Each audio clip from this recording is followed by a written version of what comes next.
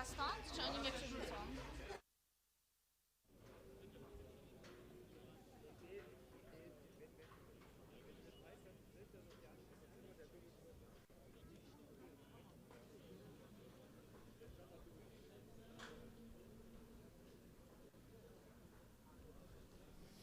Hello and welcome back to the afternoon session of the 2025 FS Czech Endurance. Yeah, and what we have seen so far raises our hopes for these sessions. Jonas. Yeah, 100% Christian. We've seen super intriguing times on the track already from both the combustion and the electric cars, and we still got a lot more cars to come, right, Stefan? Hi and welcome everybody. I'm super excited for this afternoon session that I'm joining myself. I've spent some time at the campsite today in the morning and I've seen a lot of teams with this live stream on. Everybody's just so hyped about this. Everybody loves the stream and I think this is your guys' work, so I'm very proud to join this stream right now. Yeah, our work and also the production team in the back that are putting a massive effort into this stream here. I think we really leveled up from the last year. Yeah, I totally agree. I mean, we've seen such a great footage over the whole week from DV up until now. Drone shots, angles, cars DNFing in a very spectacular way, and everything was covered. So yeah, huge shout out to the whole team. Yeah, and those shots are especially the ones that I'm really looking forward to in the afternoon session as well. We got 21 teams still in the queue for the endurance. For now, we got a couple cars driving. We will then have the final 5, and afterwards also some out of order starting. But now, before the cars get on the track, let's have a quick look at the provisional standings here. Yeah, first I think we need to mention that these are the provisional ones. That means statics, for example, all the finalists just have an equal number, so this is only public available data and no cones are taken into account. But, and this is, I think, the most exciting thing that happened over the last week, we see it's super, super close, and this was from the beginning up until this endurance. So this means the endurance today is going to be deciding factor, and the statics are going to be super, super important. It makes a big difference if you actually win the engineering design by 3 points or lose it. This might decide whether you're on the podium or not. So we're absolutely excited for towards today's award ceremony in the evening. Absolutely right, Stefan. But before we get to the top EV cars, we got all the top CV cars on the track now. We're starting off with TU Yildiz opening the afternoon session, already rapidly going on their first lap. We've seen some impressive showcasing from them already yesterday, taking home the win in the acceleration event, and then also setting impressive lap times later. I see a lot of Turkish people here just cheering them on, going from side to side in our alley down here for the visitors, and they are soon getting joined by the next couple CV cars. Yes, right now they have the advantage of an empty track, so they can use that. There are no cars in front of them, so they can just get along at their own pace. But the next car preparing to start is car number C88, PG Racing Team. Yeah, but let's take a look still at Yildiz. As you could just see in the screen also, that they are on the provisional P1 for this competition. So yeah, I think they are definitely going for a podium here. Not maybe even the win. So what we're seeing right now could be potentially the CV finals, as you'd call this. So we see how the cars and the drivers perform. Yeah, as you can see right now, the teams to beat right now are C86, Formula TU Ostrava, 27.51, and then we also got C98, Formula Student Ulu, just finishing before the break, maybe also making use of improving track conditions, and those are the times that they have to beat now. First lap for YTU Racing in 1:28.93. I think the driver's getting in the groove. He should be increasing the pace, taking those corners really with the flows. Car looks absolutely stable, and they're still alone on the track, so make use of that empty space ahead of you. Yeah, this is something we would expect from a car that has performed very well so far. And they will be joined in just a few moments by the car from Gdańsk. Not too far from here, Polish team, and this year's winner of Formula SAE Netherlands. Also have been performing super well so far. We're leading the skid bit for a very long time until Tampere beat them out at the very end. And yeah, we shouldn't forget that all these times were super close in the autocross. We all saw them within half a second, so we expect really close gaps between the lap times here and it really coming down to the very end. Yes, definitely the story of this event. DV, all the skid pad and acceleration runs, autocross, everything was super close, and this is exactly what we also expect now here. And I think, why should it be different?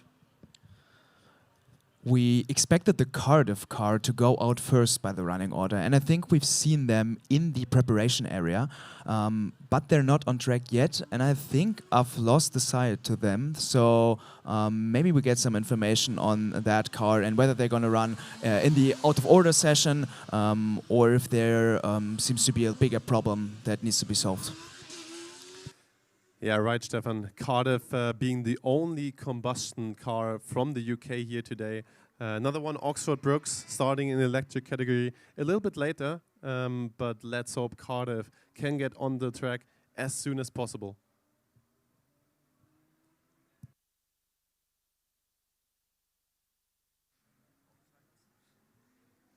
Meanwhile, we also probably have to mention, when we look at the EV side, that the top two finishers by time, Aachen E9 and WHZ Racing E96 have both been disqualified in the post-scrutineering. So, yeah, both unfortunately not compliant to the rules anymore after the 22 kilometers here in Most. And hopefully all the teams that are coming now and finish the endurance will be rule compliant in the post-inspection. Jonas, do you know what the actual problem was with those cars? Maybe could you explain that? Yeah, as far as we could tell, we saw that for both of them, oil was leaking out of their gearboxes, which then becomes not just an issue in terms of mechanical failure, or could potentially become a mechanical failure, but it's also an environmental issue, right, Christian? Yeah, it's environmental and obviously also kind of a safety issue because you have the gearbox and the motors directly mounted to the wheel. That means if oil is actually coming out of there, it directly goes onto the tire, and this is something the organizers are obviously not happy to see. Yes, and those custom manufactured gearboxes, those are prone to leakage sometime. In my walks through the paddock, I already seen a few of teams that actually had to change their sealings, and we just hope that for the other teams this might be enough and that their gearboxes make it all the way through the endurance. Yeah, we see now PG Racing and YTU posting their first lap times. Also the heart rate monitor again on car C88, on the driver of C88.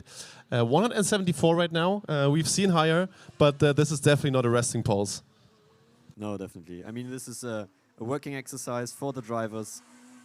This comes additionally to the excitement that he has, the adrenaline pushing to the limit. But speaking of this, I mean, we've seen it yesterday. Maybe Jonas or Stefan, can you explain what else can we see in the display, especially on the left side? Yeah, Christian, our production team, they prepared really nice graphics here, actually. The most important thing to look at probably is the delta. The delta to the current fastest car that has done as many laps as the team that we measure the delta to. So for example here, PG Racing, 22 seconds down after their first 2 laps. This is now measured to BME Racing, who were the first or the quickest team in their first 11 laps, but also got disqualified during the driver change earlier. So in the meantime, we have another car on track. That's car number C68, Kults Prague Formula Racing. So the team from the Agricultural University in Prague in their iconic yellow livery. Now the third car on our track. Right. Before we back on the track, we will go for a quick interview. Susa, over to you. Thank you so much, guys. We're here with the YTU team. I saw you guys are running from one side to the other. How does it feel? We are so excited right now. Our team is passing side by side all the time because we are trying to support our drivers. So we are so excited. We are racing for the overall one. So this is first for us. So I cannot say that much. I'm very close to cry. So just let me relax, please. Yeah, because do you have something that you worked on in the car yourself that you're looking for while you're literally watching the car on the track? I couldn't understand. Can you explain again? Yeah, so is there a part of the car that you personally had a lot of to do with, but build it or thought about it, and then you're watching it here? This is my maybe 4th year, so we are every year we are improving something. So this year our vehicle dynamics is completely different, so we changed the natural frequency a lot. So if you can see, maybe you can compare it with our 2 years before car with 08. This is 10th car.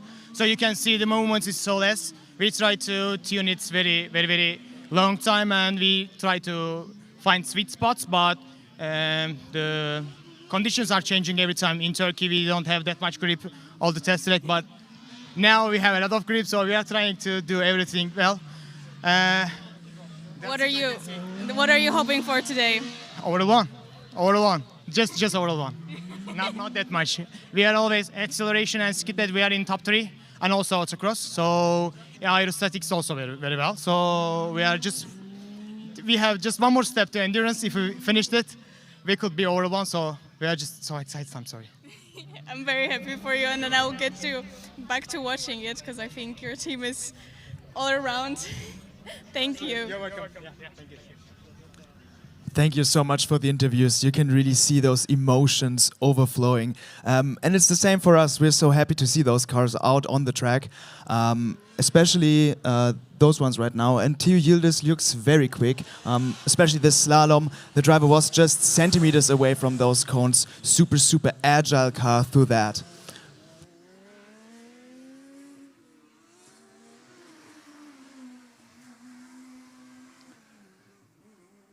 Yeah, Kults Prague C68, also on track as we mentioned before, posting really good lap times for now. Currently one of the quickest cars on track, 1:17, just got beaten by YTU Racing, who improved to 1:14.8, really picking up the pace here now.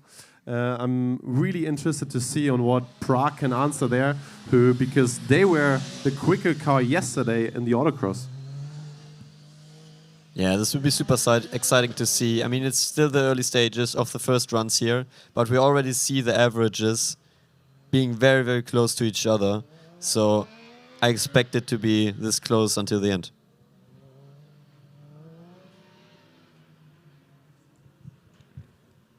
Yeah, meanwhile, we are still waiting for the car from Cardiff to join them.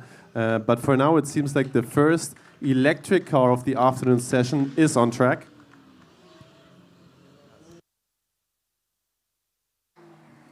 Yeah, it's E99 HSK from Karlsruhe, their second electric car here. So 3 cars with roaring engines are now accompanied by one howling electric car, which is going to challenge those guys considering their lap times.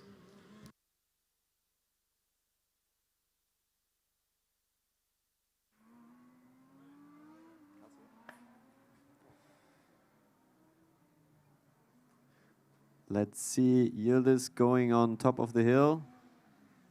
while we wait for the first time also for the Karlsruhe car.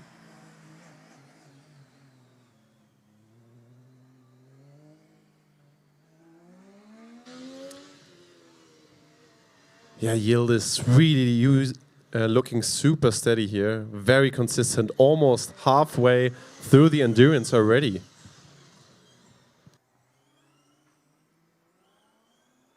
Average time now also quicker than the one of the Prague car. It's very close between them. Heart rate of the Gdansk driver. In here again, 182.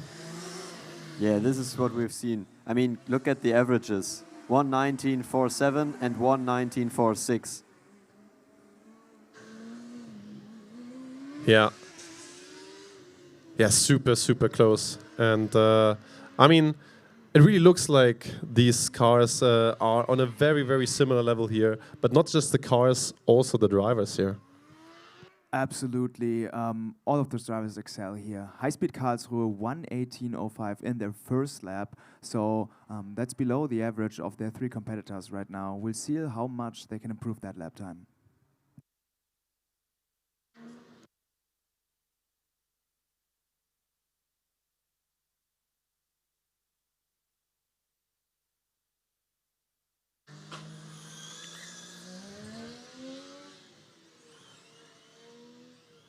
Karlsruhe picking it up now, getting a little closer to the car from Prague. In the meantime, also YTU, first overtake of the afternoon session, passing the team from Gdansk. Heart rate going down there a little bit. Maybe small moment to breathe there.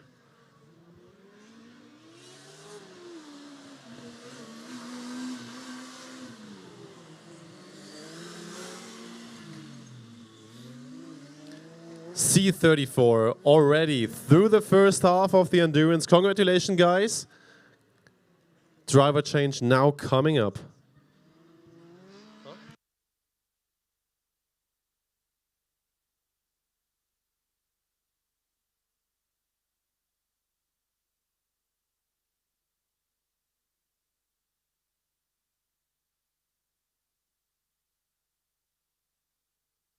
Again here with the drone shots on top of the hill, going downhill now.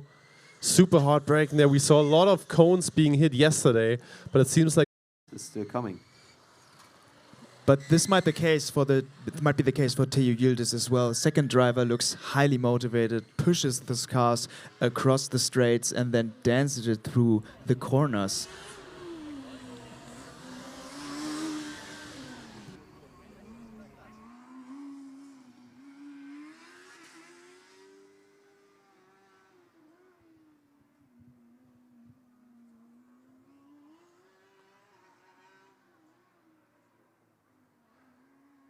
yeah, wow. First lap already of the YTU second driver, 1:14.9. Immediately pushing, almost setting a fastest lap time here. I'm quite confident he can even go below their best lap, which is only 800ths of a second faster right now. And again, 24.29 seconds right now behind the best times posted after 12 laps. Currently leader again, still Formula student Ulu.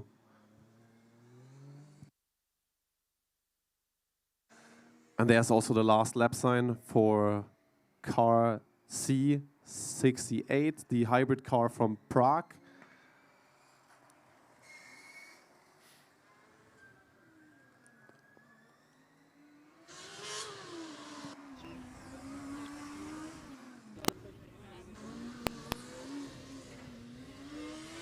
The Yildiz driver is really pushing for it. Also here in the area, right in front of the stage. It's looking super impressive, Jonas.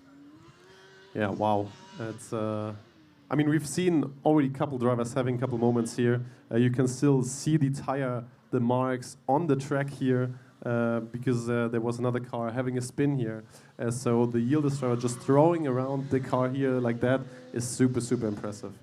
And now we see C88, the Gdansk car, going for their second drivers.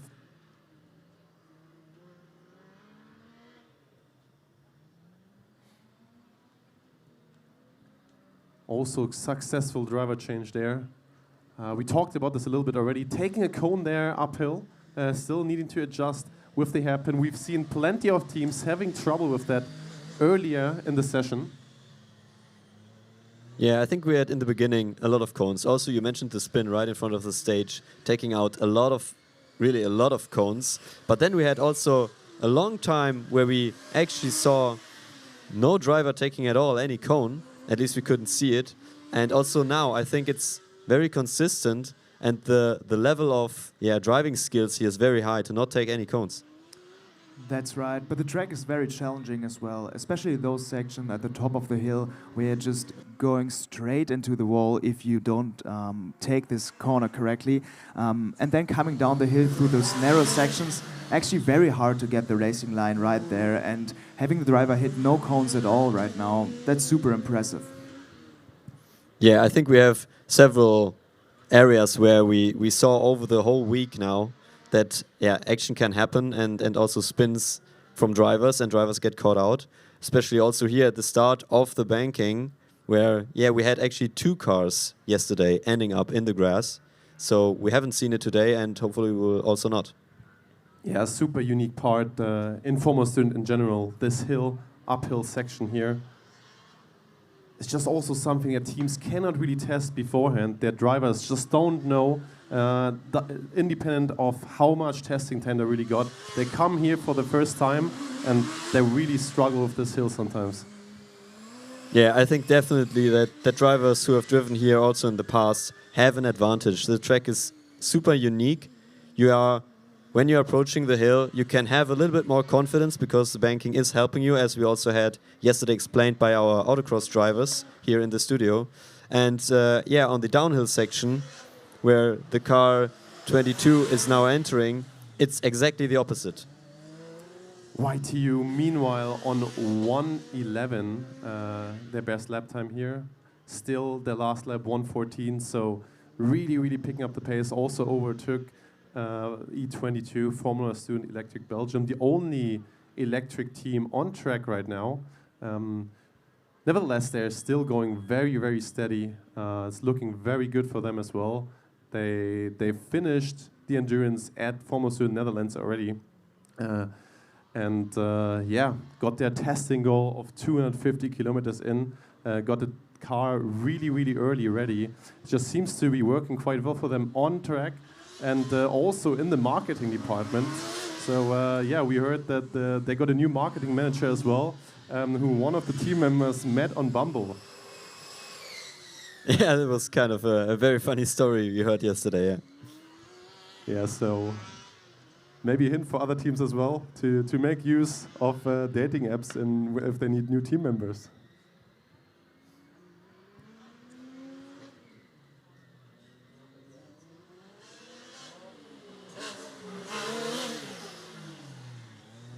Next car lined up to enter the endurance track from UK, E92, Oxford Brookes. And while Yildiz decreased their lap time even more, we have another interview. Here, right at the very end of the whole viewing zone, I would say. How are the feelings now? The emotions are quite bad. It's now running. We are our board of telemetrists. They are checking all of the values on the engine are correct. Car is not overheating or losing any oil pressure. I saw you guys have this green light to say that the car can go even faster and even faster. Yeah, the green boards go faster, the red one is go a bit slower. We will only show the green one. So we go faster. Definitely. Thank you for that interview, and back to our race. Even though we do have some clouds on the sky today, we expect very high temperatures in the afternoon session, up to 29 degrees, and we'll see whether the teams are prepared for that. In endurance, you do have to take thermal management in mind with the combustion and the electric cars. especially the in-hub motors of those all-wheel drive cars. Those are notorious to overheat, so you actually have to get your cooling system right. And you can't have your battery reach more than 60 degrees, which there is not that much of play if you're already starting with like 29 degrees of heat in this battery pack. The same somewhat applies to the cooling system of the combustion vehicles, which might have problems of overheating as well. We'll see whether this imposes any issues on the teams later in the day.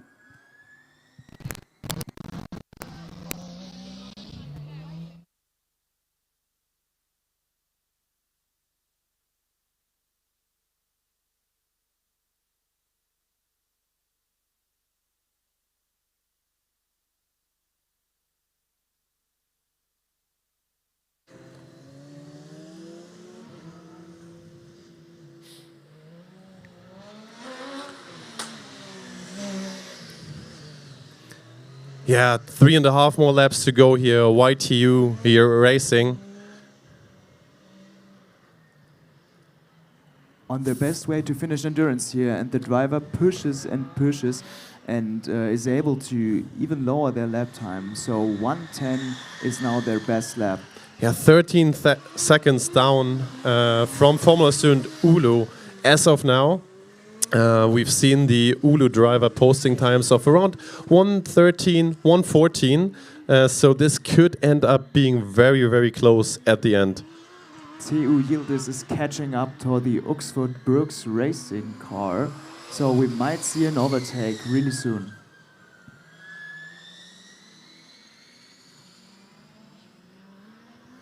Yeah, this is not really good timing for them. I mean, they are close on fighting with also the other combustion top leaders here, and now having a gap of 14 seconds. So it's not really good timing to be stuck behind a maybe a little bit slower car.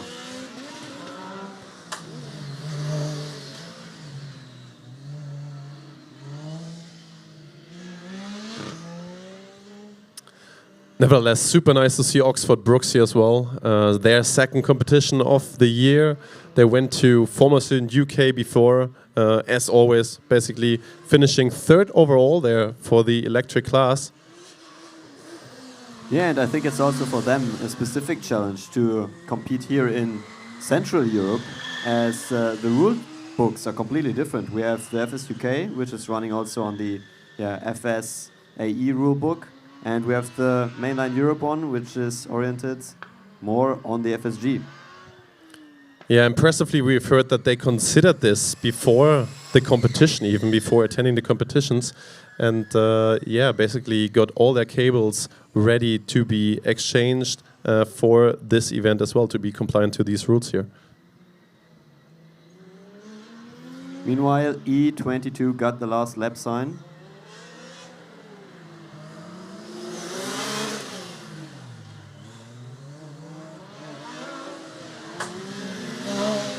We can hear the front wings scraping again on the floor here just after the bump underneath the bridge.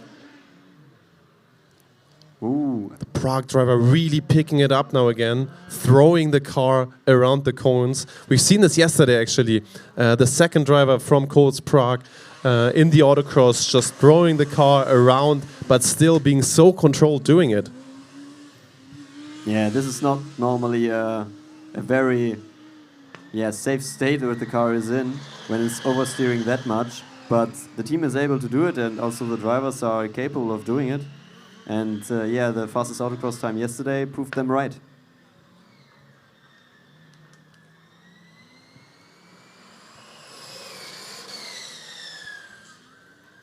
TU Yildiz just got their last lap sign, so they're pushing for the last one and making the best lap time they have.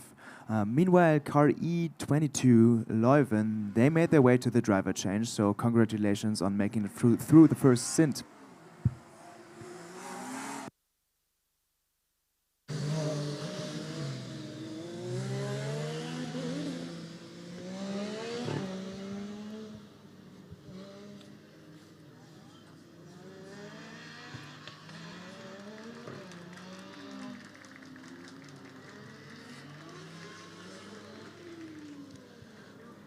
material is now coming around for the last time underneath the bridge. Quick chicane here, left-hander. One more chicane to go. And the checkered flag. Congratulations, the first finisher of the afternoon session. Yeah, the team is cheering, rightfully so. Congratulations.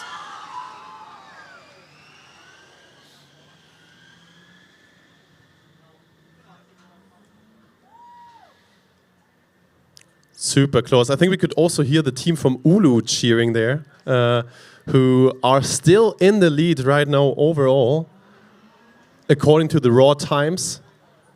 Yeah, keep in mind, these are the not corrected times, so no cones are considered here in the timing.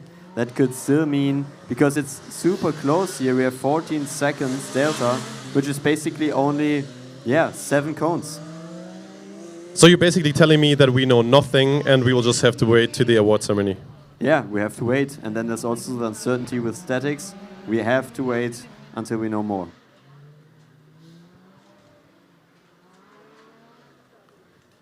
And I think also one uncertainty we should mention is the efficiency score, Jonas. Exactly, Christian. We mentioned it a couple times earlier already, the efficiency which applies for combustion as well as electric vehicles. And it can definitely throw over the standings the whole time again. Yes, but this is very, very tricky for the teams to find this right balance between lap time and efficiency to actually maximize the points. So you not necessarily want to have the fastest car, but you want to have the maximum points in this combination of discipline. So we're seeing some throttling with the Oxford Brooks cars.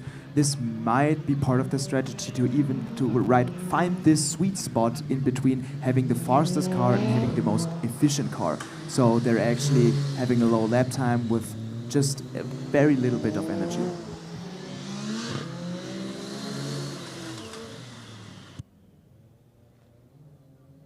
Driver from Gdansk now getting the last lap sign. Seems like he's really losing a bit of power there. The car just doesn't seem as strong on the throttle anymore as they've been previously. Also shows in their lap time, we're now 7 seconds slower than their fastest time. This would definitely be basically the worst time something can happen. Last lap for the team. Car's still running though. Don't want to worry the team here. Downhill section now, completed.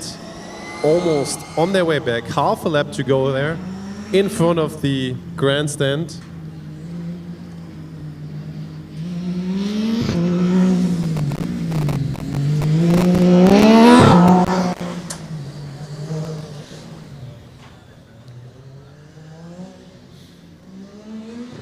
Entering the last quarter of the track now.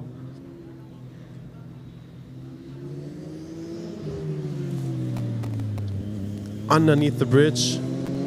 Driver really careful now. It seems like he's also not really braking anymore. Just carrying the car to the finish line. And he does so successfully. Congratulations, great run. C88 also finished. So we've got one more combustion car on the track.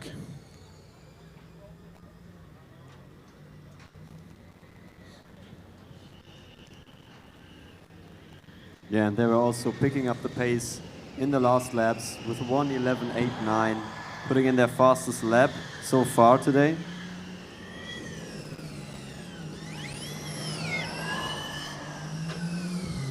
While we have E60 also joining the track, Formula student team Weingarten.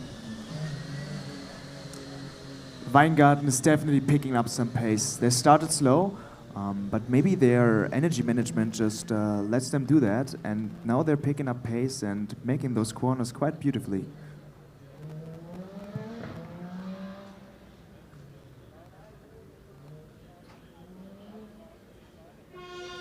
Oxford Brooks now up on the hill section, and down they go through this corner-heavy downhill section.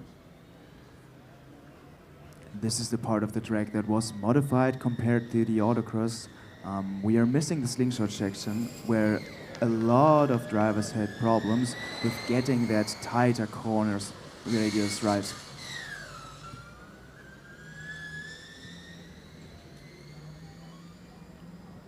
Yeah, I think we would have loved to see this section also, but you obviously also need to consider the length of the track here for the endurance run.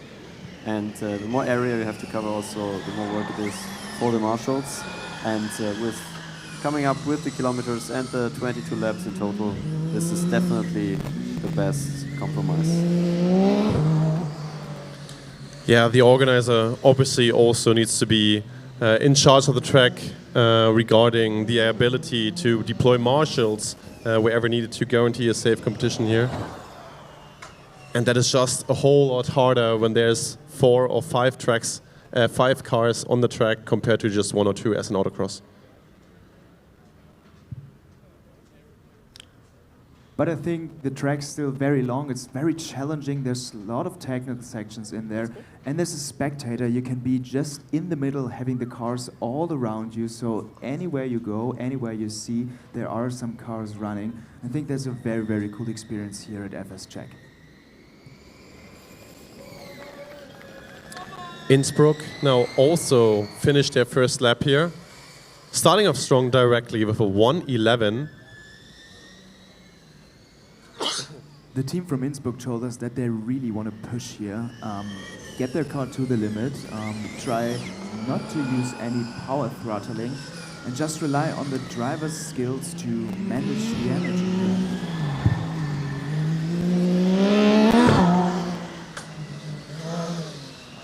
Our last combustion car from Prague is chasing the car from Oxford Brooks and getting their last lap sign, so one last lap for our last combustion car on track. Afterwards, this will be in pure EV competition. Yeah, Prague now getting helped up by Oxford Brooks a little bit there, hopefully passing them on the downhill overtaking zone there. I mean, they're fighting for the win here, so this might be a problem, getting stuck behind that car. Absolutely, absolutely. Oxford Brooks has to make 2 cars pass them. Yeah, probably the right decision. Innsbruck was going to be right behind them in just a few corners. And the Innsbruck car is catching up very quickly to the Prague car in front of them. Yes. Yeah, Prague now also getting a blue flag there on their very last lap. Super sad. Innsbruck taking over a cone. Yeah, unfortunately for Prague's time, this is an issue. So letting the Innsbruck car pass in their last round, this is a problem when you're counting towards your own lap time. Innsbruck down to 1:08 now. We've only seen quicker times from Zwickau and Aachen so far.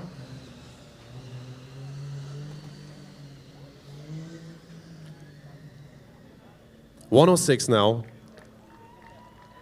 And Prague finishes this endurance. Congratulations to you guys.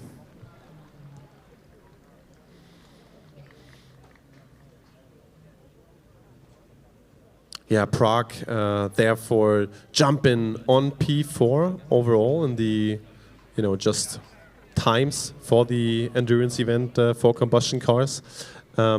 Super close there still, all depending on the statics, on the efficiency, and also obviously on the results in the other events. Yes, and we have not counted the cones yet, so this might make a difference in the overall standings. Next car on track is TU Dresden. And then right ahead of our stage we have another passing car.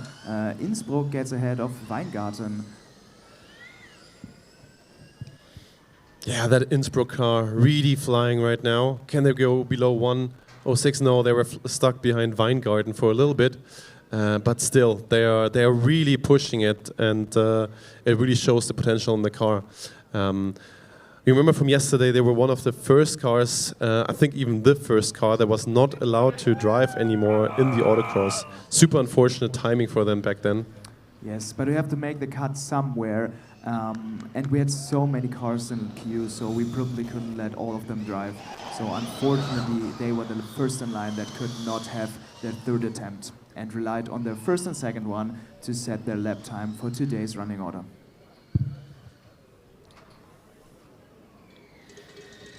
Yeah, here the stats for Combustion Weingarten. We actually have the two quickest acceleration cars on track. Weingarten, P2 there, and Innsbruck with a super quick. Oh, it seems like E22 here just ignored the blue flags or just didn't see them. Maybe they were waved a little late. Yeah, I don't know. So the Innsbruck car is now stuck behind KU Leuven, and we have to wait for the next overtaking zone.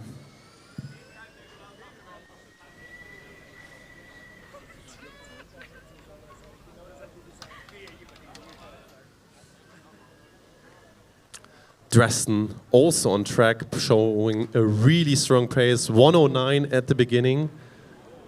Also one of the teams here that was planning on fighting for the win here. Little unfortunate autocross, also couldn't go for the third and fourth run yesterday.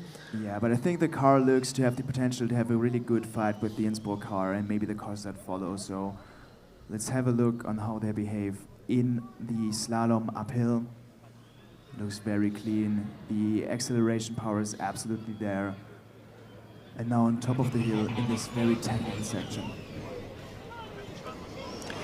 Yeah, they showed the results again. I mean, they finished 7th in acceleration, but still got 72 points out of 75, which is absolutely ridiculous how close everything was together. Exactly, that's a great demonstration of how close our competitors are. And I think this will be represented in this endurance as well.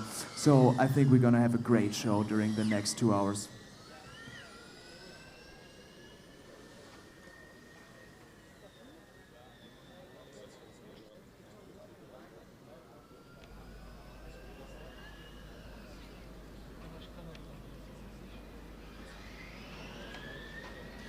Meanwhile, Oxford Brooks, E92, back on track with their second driver, looking to finish another 11 laps. Oh, and the Dresden car is going slow. Did they get the meatball flag? I didn't actually see that from here, but it seems like the driver... So they're pulling into the driver change area. We'll have a closer look at that. And Innsbruck just passing us here in front of the stage with a great pace.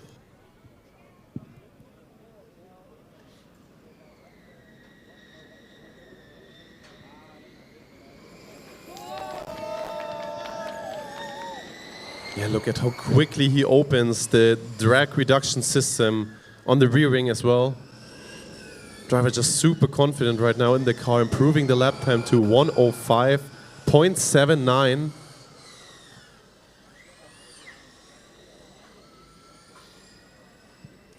Still no update from Elbflow race.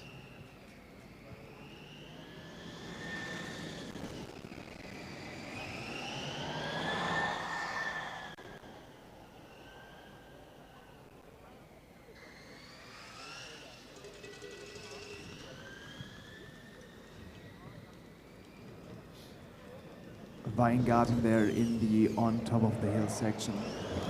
We can see them struggling a little bit in corners with very tight radii. It sounds a little bit like one of their wheels is freely spinning there. But I think they managed to keep their car on track and deliver really great lap times.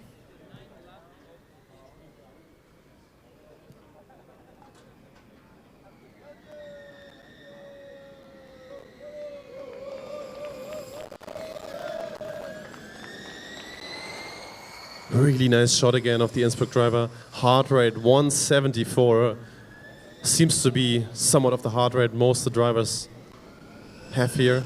Johannes Cooper just finished the downhill section.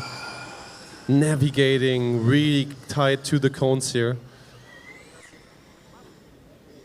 And catching up to Oxford Brooks now.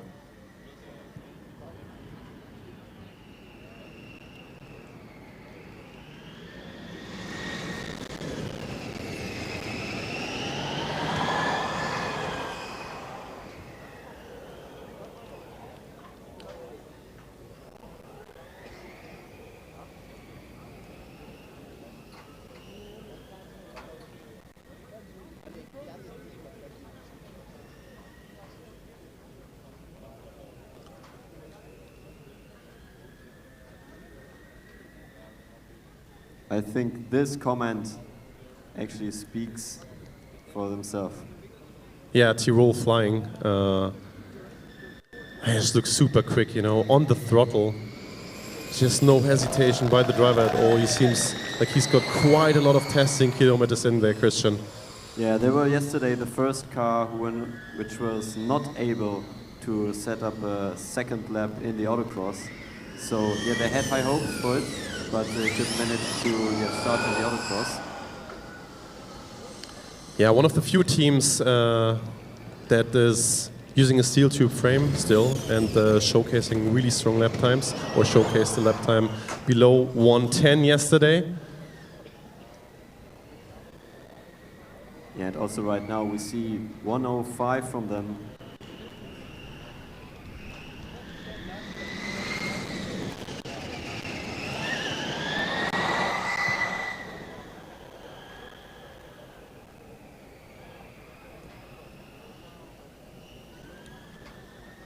Car E22 from Belgium, now on their last lap. I think they're already in the last section, coming back towards this stage and the driver change area. So I think they can get some celebrations from their team. Meanwhile, Chalmers passing us for the first time. Picture stays on E22, rightfully so. Coming underneath the bridge here, Tiesto.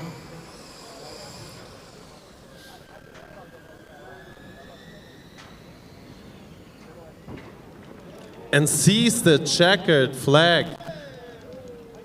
Nice, congratulations to E22 from Belgium, Formula Electric Belgium. What a ride it's been for them as well. I mean, last year, Stefan, you probably remember, they had to race without the front wing. That's right. Last year they competed in the driverless category, and unfortunately during the EBS test they went right into the fence. They had to race here without a front wing, but at Formula SAE Germany the following week this was already reassembled. So you can see what team spirit is with that, guys. I hope they passed the post-scrutineering because they posted some really great lap times. 1:18 average, I think this is what you can be really proud of.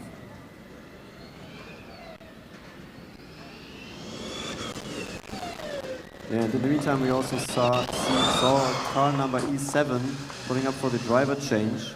And yeah, they're going into the driver change with a delta of minus 3.24 seconds to the current leaders.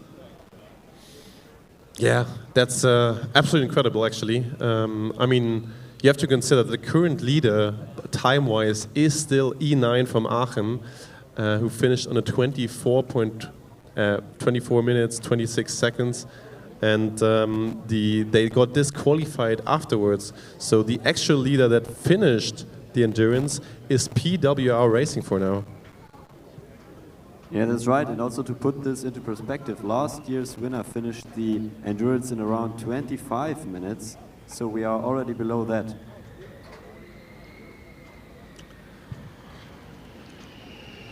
Running Snails now also on track. Second fastest German team yesterday.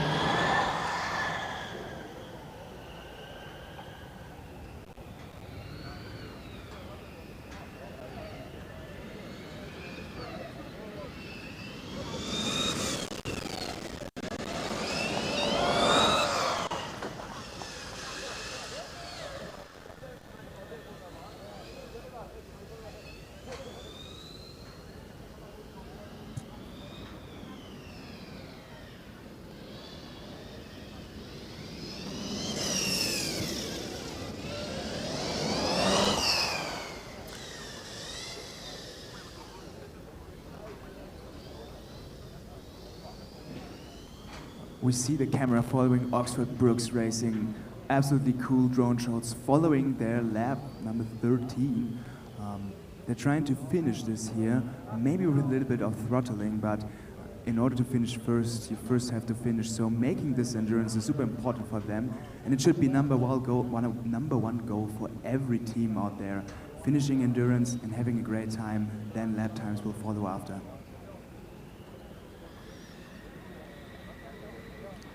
Yeah, Chalmers now catching up to Oxford Brooks here.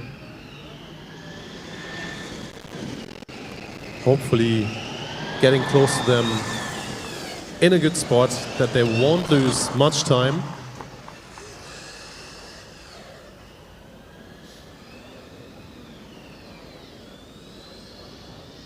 Yeah, it looks like they will catch them right now at the start of the hill. So this will be now blue flags for the Oxford Brooks car. Yeah, Chalmers now improving to 112 as well. They started off rather slow at 120, but now increased or decreased their lap time by 8 seconds already. The driver really finding his groove here. And the same goes for the driver of Running Snails. 106, almost on the same pace as Campus Tirol Motorsport. Yeah, and speaking of Campus Tirol Motorsport, they are lining up after the driver change to go for their second run today. And now they got the green flag. You hear the cowbells from the team already ringing.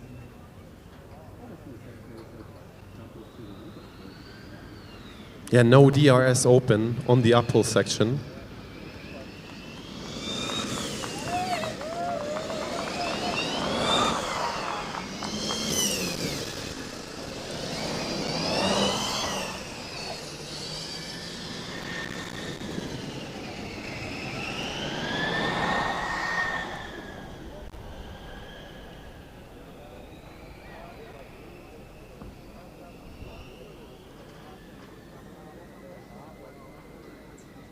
And while we follow the drone and the Running Snails car up the hill, another car is at the starting line, and it's car number E13, Jonas.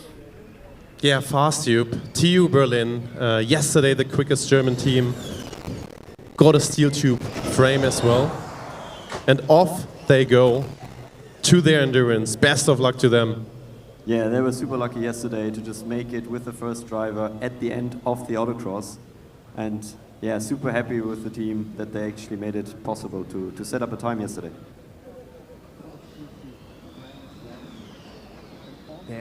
There's the Amberg-Weiden car, which looks flying on track. Chalmers is chasing them quite close. One of our top DV competitors.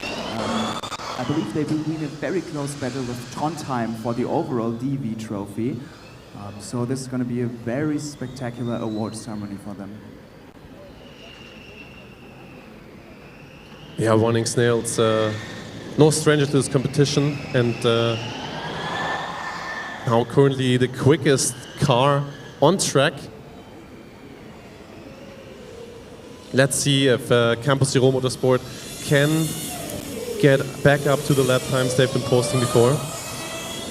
Yeah, it looks like currently they are battling with Running Snails about the fastest average time.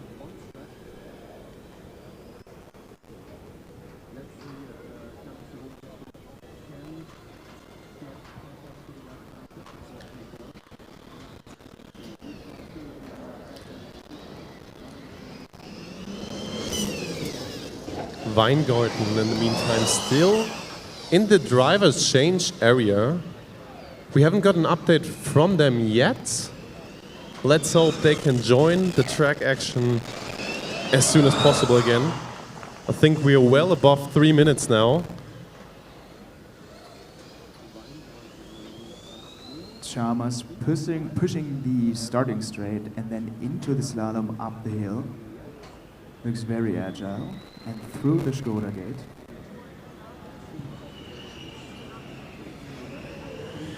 Fast Tube also starting off with a 1:11 here. But now passing Oxford Brooks Racing. Green flag was for E92 here. They have to let both cars pass. Innsbruck still following Fast Tube. Actually looks crazy to see. The Innsbruck car just looks so quick on the throttle, catching up, but the Fast Tube car just planted in the corners. Driver so close to the cones. Just always getting away enough to not get the blue flag here. Yeah, it looks like the straights are actually making the difference here. Fast Tube only with a rear-wheel driven two-motor concept.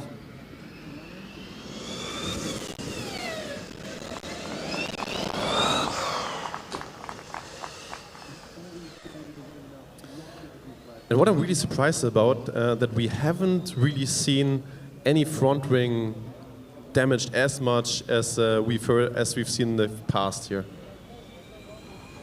Yeah, I mean, we saw it yesterday also, and we hear every lap all the teams scraping their front wing. It reminds me a little bit of that bump in FSCZ you have, where the tarmac changes. It's exactly the same situation here, and also the Innsbruck car taking some cones there, while also not really catching up with the fast tube car. I think there's even another spot coming down from the hill where front wings can get damaged. From an aerodynamic perspective, you're having an advantage of hanging your front wing very low to the ground because you can make use of the ground effect. But of course, you have to make sure that the front wing does not hit it too hard to just not damage your car and leave any parts on the track. Oxford Brookes now on their very, very last lap here at FS Czech. They finished the endurance already at FSUK, as mentioned earlier, and they've been building electric cars now since 2022, but have never finished an endurance with an electric car outside of the UK. And in the meantime, we saw the battle that was going on for the last couple of laps. Innsbruck now overtaking Fast Tube. Let's see, maybe the Fast Tube driver can catch up again.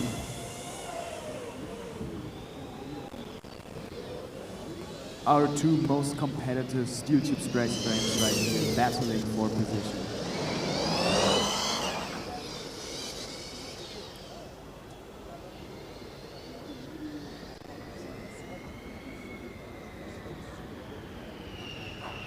Running Snails improving on time here again. 1:04.88, now 12-second delta. And they changed positions, so the Fast Tube car is now ahead. Blue flags for Innsbruck.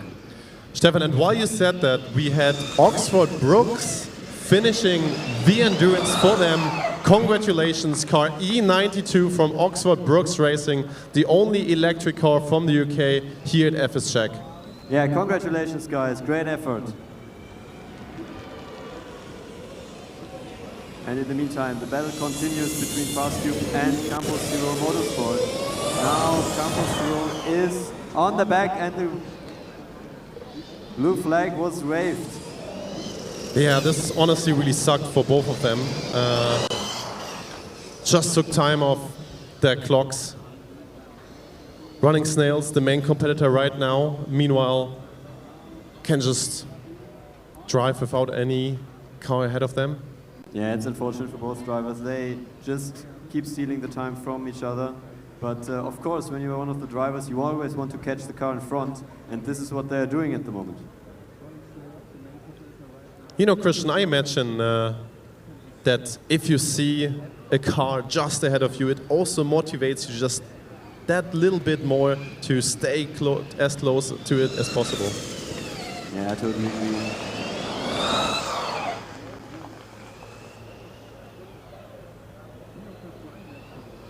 I think if those two drivers are getting out of the car, they will remember this battle. But right now, it looks like Innsbruck just creating a bigger gap, and especially pulling away on the straights with that pure acceleration created by the all-wheel drive. Yeah, let's look at the lap time of Fast Tube. They're crossing the line right now. There's another competitor that could make use of this battle between TU Berlin and Uni Innsbruck. It's Amberg Weiden now catching up to Fast Tube. Looks like their all-wheel drive, especially in these straights, could make up for that time. And they are very close to each other. In the meantime, car E24, current world ranking list first from Tallinn, joining us on track.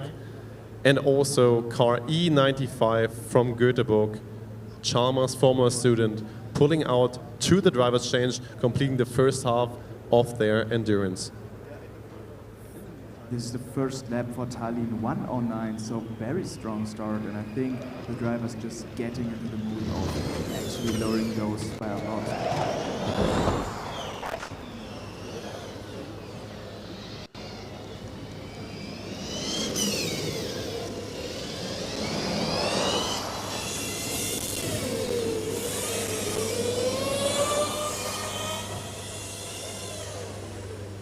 Car E23, Amberg Weiden, getting pulled out to the driver change as well.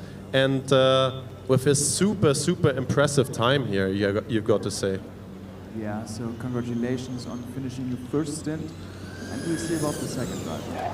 We see the Chalmers car in there, almost finished, and they will be out in a few seconds. E23, 22.89 seconds ahead of their next competitor at the driver's change. The competitor we were speaking about was Combustion Motorsport, who were just having the fastest time at the driver's change. Definitely, and I think Combustion Motorsport now has some free track ahead of them, so this is what they desperately wanted, desperately needed, and now they can show us who the personal car in front of them. Car E24 Tallinn, overall position is predicted as 6, depending on how this endurance goes. Oh, Stefan, and we see a spin! A spin by Combustion Motorsport. And an off-track as well there, missing out on the slalom.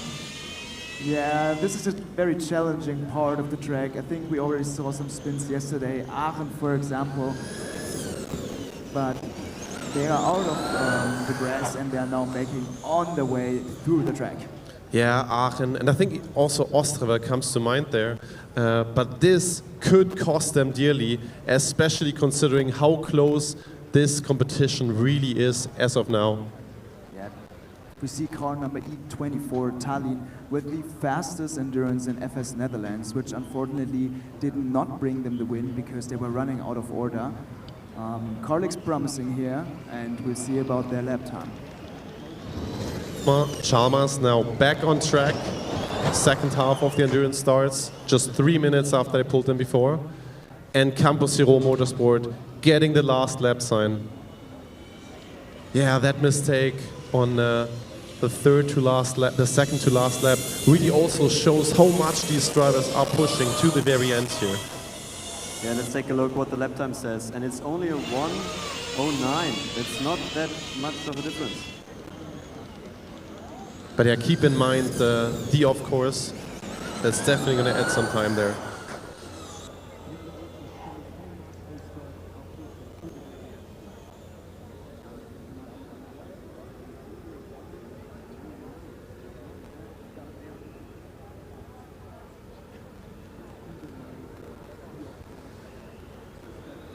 Tallinn also posting solid lap times of 1:06 to 1:07.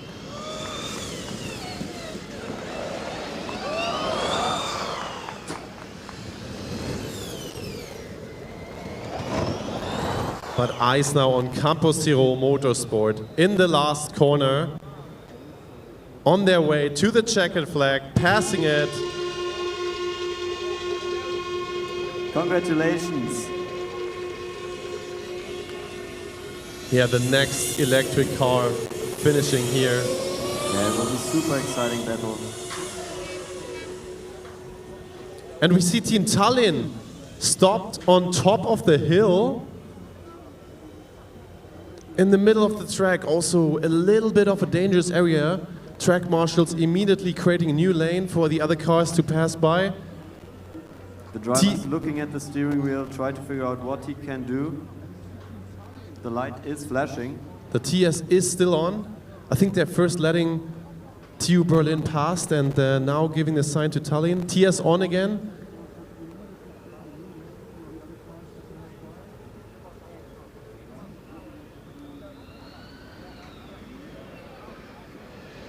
That doesn't look good. Yeah.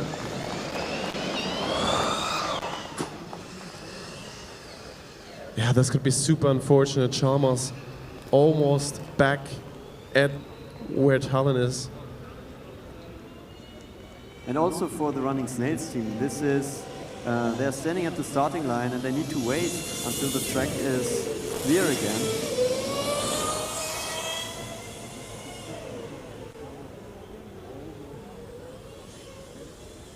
And Fast Tube gets the checkered flag, completing the first run.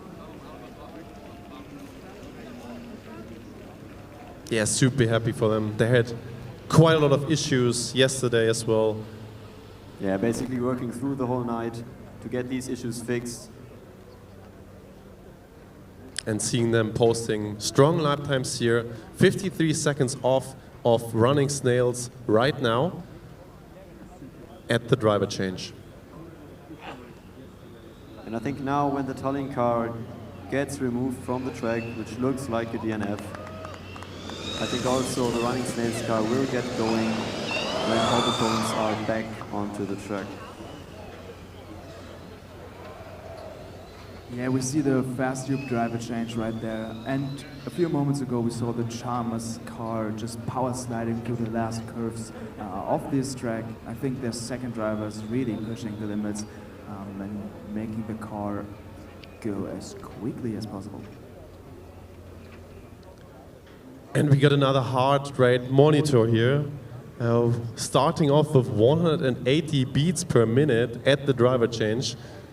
Quite a high heart rate there already. Yeah, it must be maybe a little bit nervous because yeah, the exercise is yet to come. And we also saw now running snails entering the track with the delta of minus 22.89 seconds to the current leaders.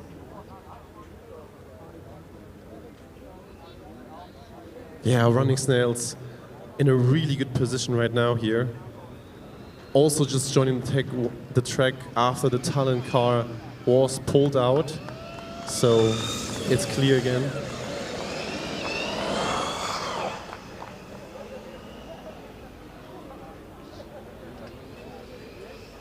Less harness checks, adjusting the arm restraints, and Faster will be going on the track in a few seconds. There we see Chalmers making up their way through the slalom on the hill section.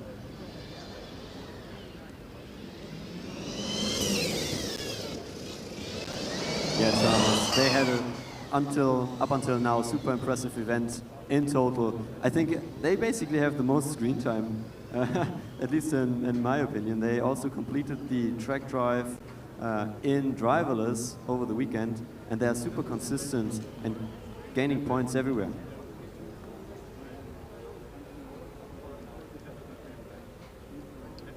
And it looks like they're checking the steering wheel of the TU Berlin car. This was the problem yesterday in the acceleration of having too much free play. I think they're on evaluating whether it's safe to let the car go.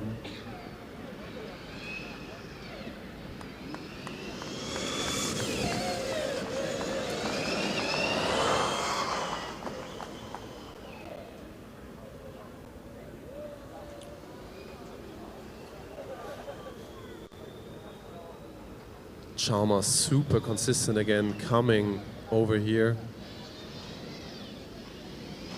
Posting solid lap time after lap time. They're not going to challenge the absolute front runners here, but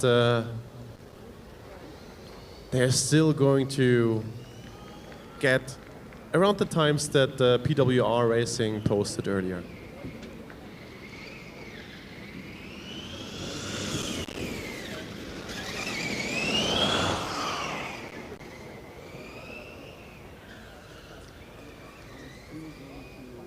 TU Delft posting their first lap time now. Let's see where we can see them. Delft, one of the top contenders here. We just saw it, 1:11 in their first lap time. Provisional standings showed them on P2 before endurance, efficiency, and the results of the statics.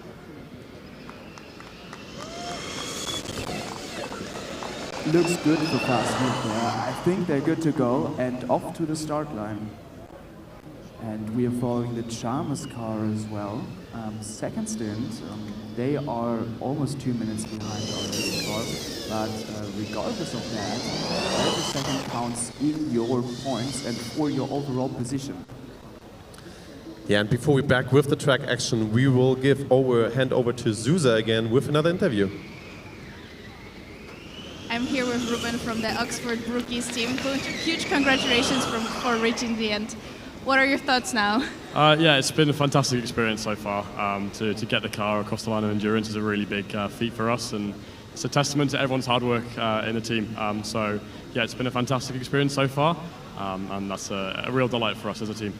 Was it everything you hoped for today? Yeah, the track was amazing. It's my first time driving here in Czech, so myself and Hayden both driving here for the first time, so it was just a very, very cool track. Yeah, I haven't got many words to say about it. I'm still kind of full of adrenaline, but it's amazing. So yeah, the FS Czech have done a great job putting on the show and the event the whole week, and we can't thank them enough. That's amazing. And during the previous edition this season you went to, was it also you driving the endurance? Sorry, last year or This year? This year, yeah. So I've done endurance in both events. Been very fortunate to be able to do that. So UK went very well for us too, finishing P3 overall and being the best team in the UK. So again, a really kind of testament to everyone's hard work back in the team. Back in the team. That's so cool. So during the post-screening, because I love to see all of the people here so high with emotions, is it very stressful? Of course, but you know, I have every faith in every single team member that we have back in the team that we've done a good job and that the car's built to the correct standards. And you know, obviously it's a little bit nerve-wracking because you're hoping everything's okay. But yeah, I got no doubt. And how about next year? Do you have any plans for next year? Do you know already what upgrades you want to bring? Yes, so it's a really exciting time for us at Oxford Brookes. So we're having a new concept of car next year. So this is the last generation that we're going to run of this car, which is a nice send-off in a way. So yeah, it's going to be really exciting next year, and we're looking forward to it. And hopefully, be faster. And hopefully see you here next year, right? Yeah, we'll see. Hopefully, fingers crossed. We love the event, so we'd love to come back. Perfect. Well, thank you so much, and I'm crossing my fingers for you that the scrutineering goes well. Thank you very much for your time.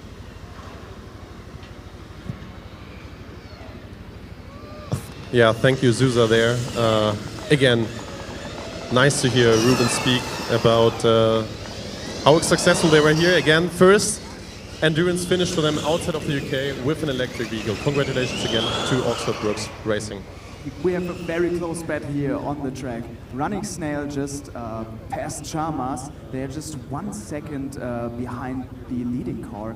Tallinn is 5 seconds behind and Delft 8. So everybody is able to push the limits here. Everybody is actually competing for the win. And so we might see some action down the line. We are joined here on the stage with the first driver of Fast Group. Maybe 2 quick questions that we get to our driver. Yeah, I definitely think one thing stood out, and that was the battle with the Innsbruck car. Can you take us through that? So unfortunately, always when you see the blue flag, you're like, oh no, it wasn't good enough, but kind of fair. And then I pulled into the blue lane as fast as I could and tried to keep the car rolling so I could have a good start and not completely stop.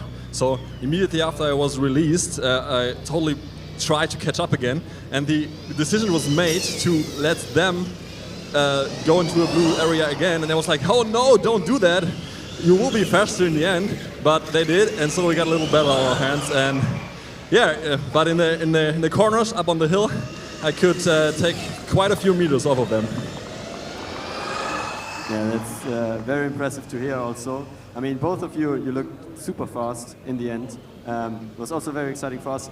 Can you give us maybe a short introduction about the track and especially the conditions currently? Yeah, the track is very flowy, and because we are a more like average speed driven car and not so much on acceleration, we profit from this intermediate flowability, or however I would call the track.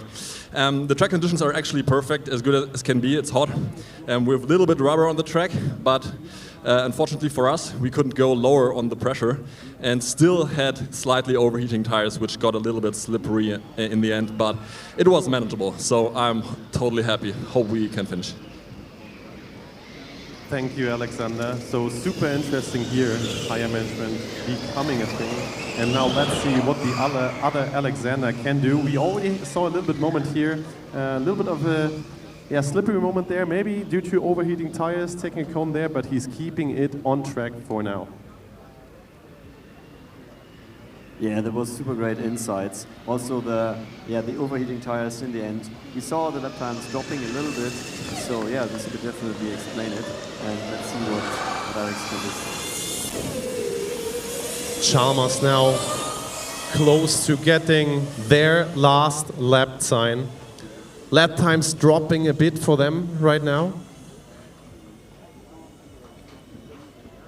Stefan, could you maybe elaborate on why that might be at the end of an endurance for electric vehicles?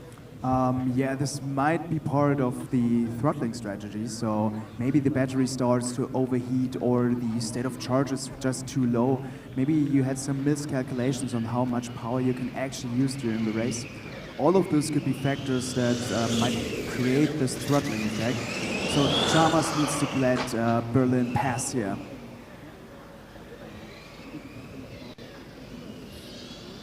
Downhill section, I think Berlin car is keeping up the pace and Chalmers is in the last lap and to finish this endurance.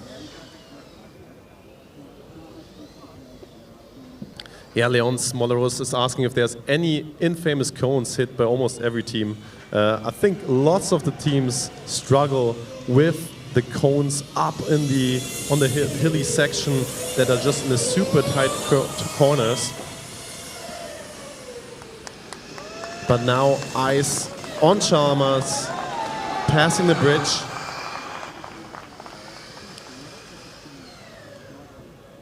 Checkered flag visible already. And yesterday we spoke. And there we go. Congratulations to E95 from Chalmers Göteborg. I mean, you're gonna. Good job there. And back to Zusa. You're just before the endurance. How are you feeling?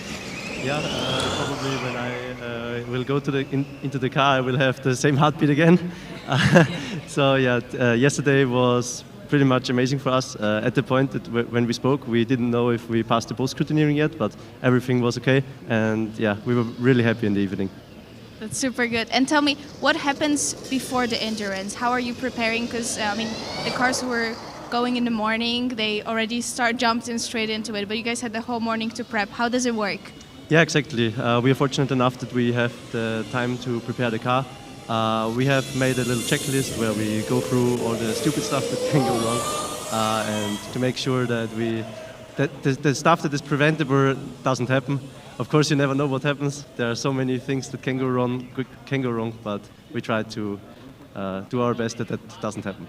What are you most excited for when you go on the track for the endurance? Because it's a quite long distance compared to the other dynamic parts of the FS competition.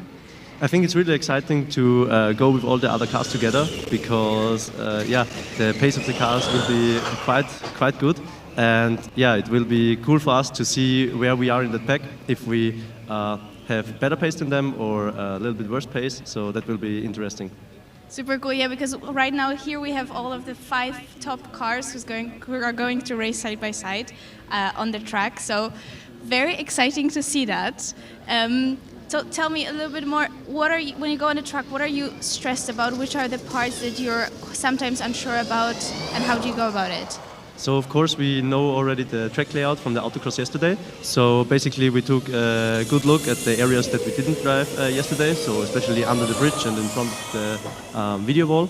But also the back section changed a bit because we don't have the long left corner anymore. There's like a shortcut. So we focused on those areas specifically. And yeah, then it's just focus on what you can do and get the best out of the car. Get the best out of it. Well, good luck. We're going to see you soon there. So all the best. I'm not taking any more of your time. Thank you. Yeah, thank you, Zusa.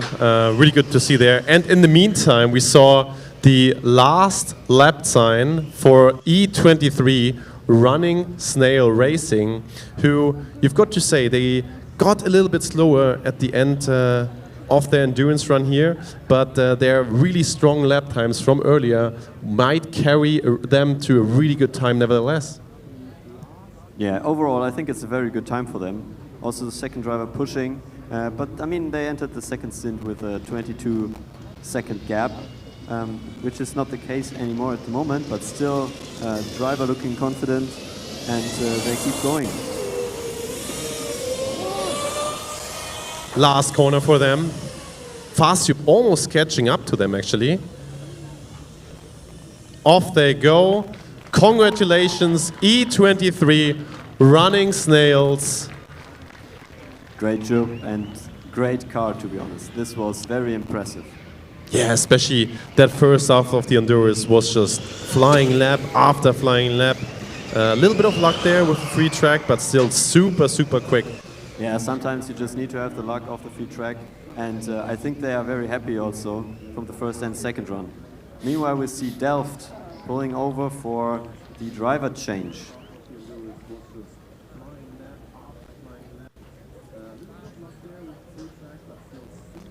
Yeah, Delft being 19 seconds behind at the driver change as of now. So the time they're fighting against right now, running snails.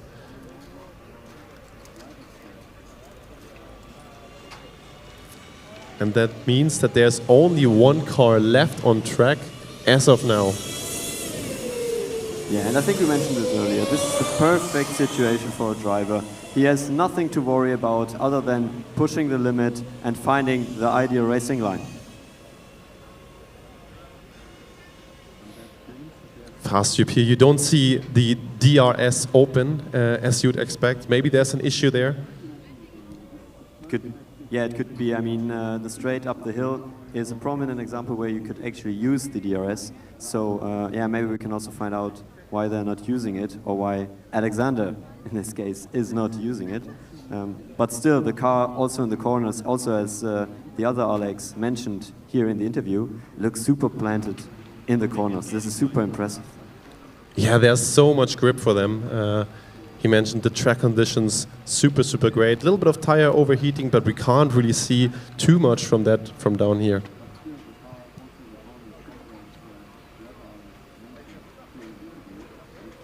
We see the driver change from FS Team Delft right now.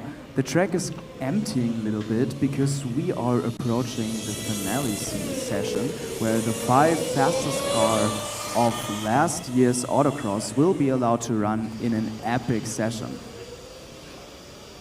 Exactly, Stefan. So Delft, the last team on track before, but now let's put our eyes on Fast Tube, who just entered their last lap. Yeah, I don't think we have any other car currently on track, so we will follow that car with the drone shot currently. One last time up the hill, and now into the downhill section. Yeah, the part of the track that is the hardest on the car passed, therefore already. Going downhill now, and now only half a lap to go. Passing the grandstand.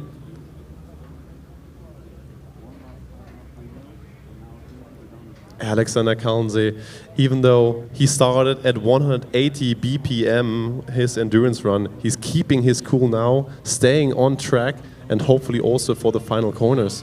Yeah, we haven't seen him overcook it in any corner yet, and I hope that we also don't see that. While he's now approaching the finish line, Jonas. Yeah, there's one more turn to go for him. He's really giving it all to get the last couple seconds out there. And there's the checkered flag for car number E13, Fast Tube, TU Berlin. Congratulations on a finished endurance. Congratulations, guys. Great job. Really, really great job. Yeah, and that means that we only got one car left before the final 5, and they are back on track now. So the perfect situation for TU Delft to be in now. Clear track and just them and the road to set the best lap times possible. Now their battery management, their thermal management, all of this comes to absolute test now when the driver tries to push as much as he can. And we see Fast Tube going towards the post-inspection area. They had some issues during the driver change. We hope that everything goes well here. Yeah, TU Delft. Now the car on track, you mentioned it, Stefan. They won the skid pad yesterday in quite an impressive fashion. Actually not yesterday, they set their time already in the afternoon session 2 days ago, and nobody could even get close to them yesterday. It's a 4.65 if I remember right. This is really, really impressive, especially because the use of active aerodynamics is not allowed anymore. And I believe that they actually can show their cornering potential over here. So with being the only car on the track, this is the best situation to be in. projected position number 2 is what we've seen right now. Yeah, good luck to them.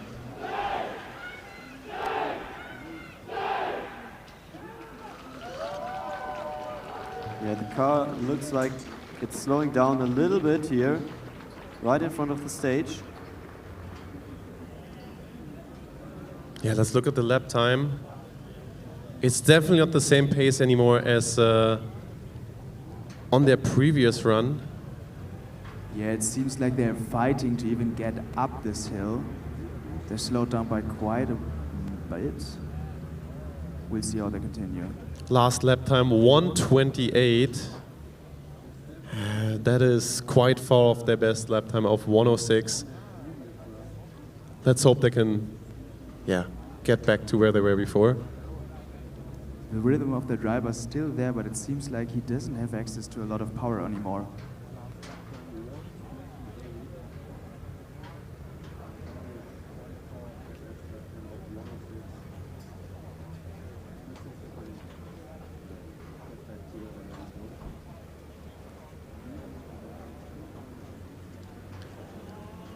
Yeah, the Delft car just seems to be the pace that they are going at right now.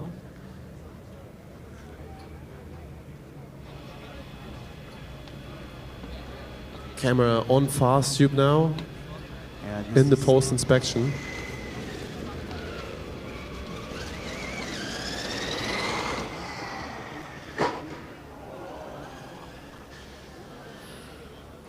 We hear very loud noise as the Delft car's front wing hits the ground right underneath the bridge. This is where a lot of cars bump their aerodynamic devices into the ground, and I hope this won't create any damage. Yeah, exactly, Stefan. We've heard it basically every lap from almost every single car here, and I feel like the Delft car just creates a louder sound from lap to lap. Yeah, I had the same impression. It sounded particularly loud. Don't know what's going on there, but yeah. Yeah, let's hope their mounting didn't get loose and that they can finish the endurance here. I mean, it could also be that the car is maybe a little bit down on power at the moment. So the nose is, while in this part of the track you're normally accelerating, a little bit more downwards than it was in the beginning. Yeah, with so many cars finishing the endurance race, our post-inspection area is packed, and there are some mechanical and electrical checks that are performed there. It's up to the scrutineers to decide what they're actually performing on each of those cars. Maybe we can get a closer look, maybe some broadcasting from there. Delft, in the meanwhile, is continuing with their slow pace. But in the end, they are pushing to finish this race. Regardless of the speed, finishing is a very big success and should be highly appreciated by all of our attendees here.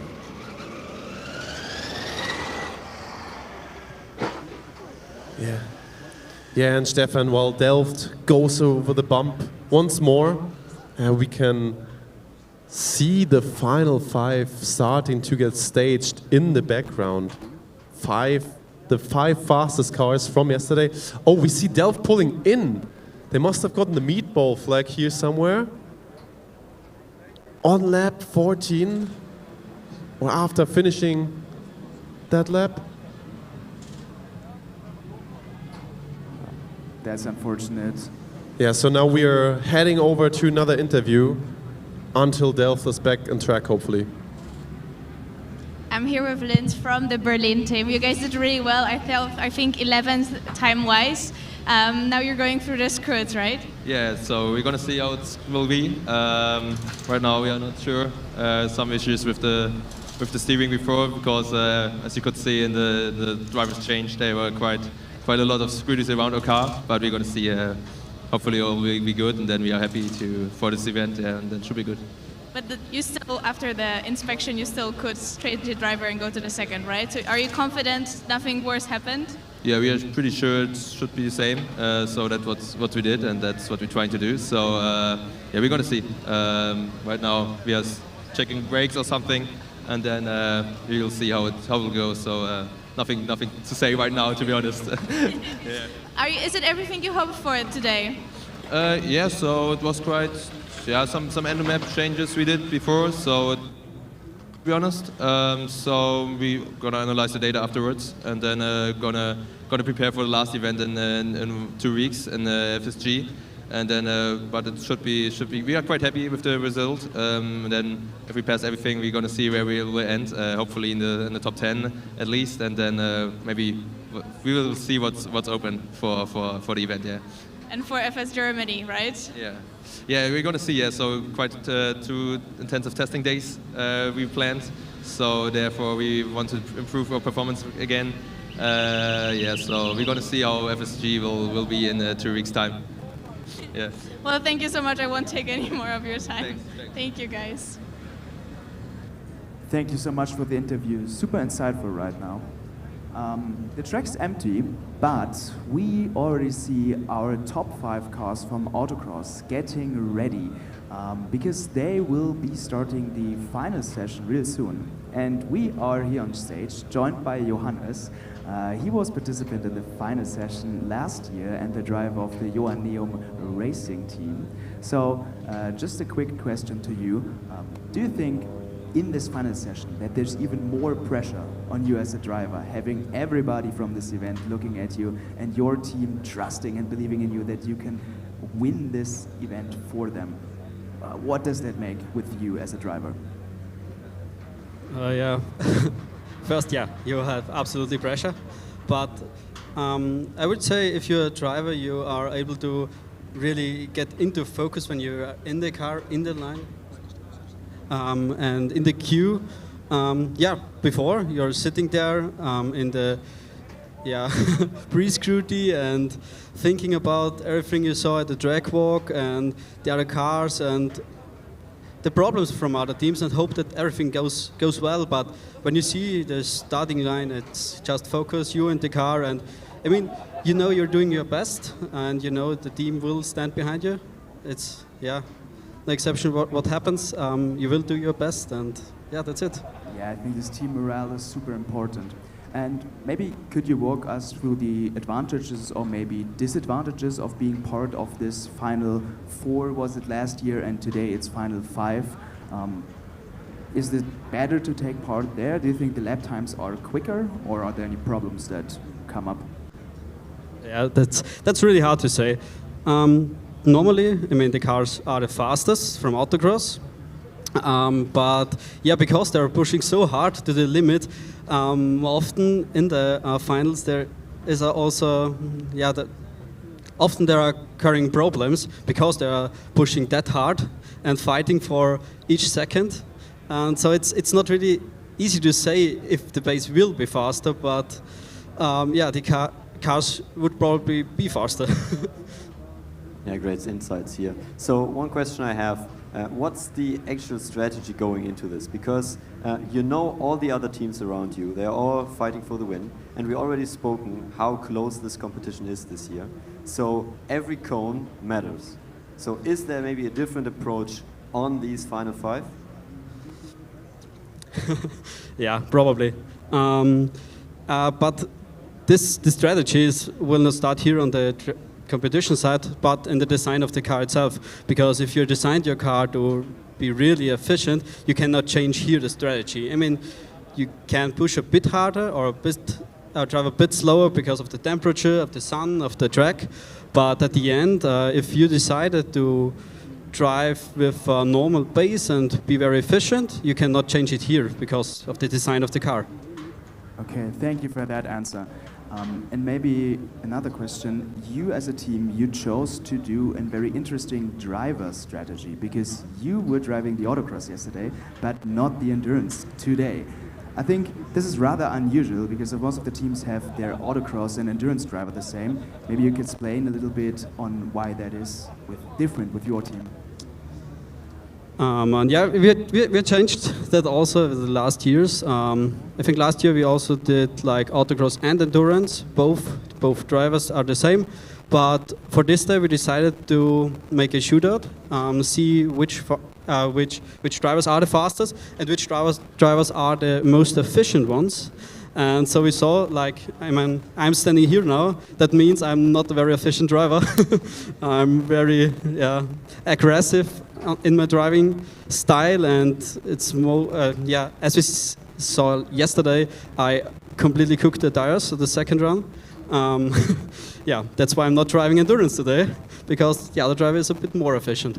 All right, thank you for the answer. We have 5 participants: Prague, Zurich, Milano, Trondheim, and your team, Graz. Who do you think is gonna win this endurance competition? I will not answer that. Okay, then maybe a very obvious one. Who team do you support? Or who team would you think that will, win? I mean, as I said before, they're pushing all to the limits. Let's see which car comes to the end of the endurance without any failures. I really can't say that. I'm not sure. I also don't know if we will win, because they are all brutal fast and real good cars, real good drivers. I really cannot. Thank you, Hannes. Thank you so much for this interview. Very, very insightful of having one of the drivers participating in last year's finale here. So thank you being on stage, and I wish you and your team the best of luck. Thanks.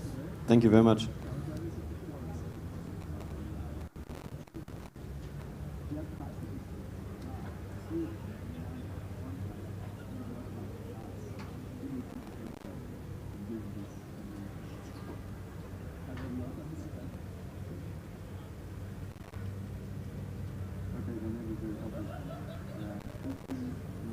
And in the meantime, we take a look at the top 10 overall provisional standings in CV class.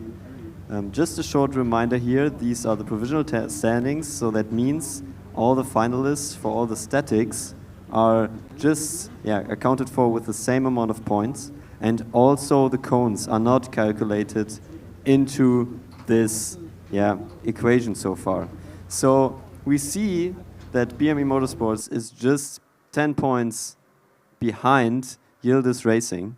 So I think, the top 3 within 30 points, I think we have to wait until the award ceremony to find out who is actually winning this. This also makes out the excitement in Formula Student.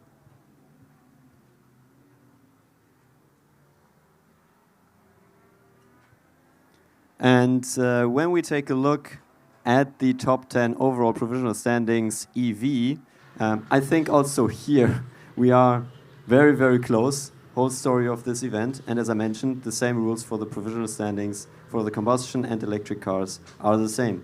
So Jonas, same points basically for the top 2 teams. What do you think of that?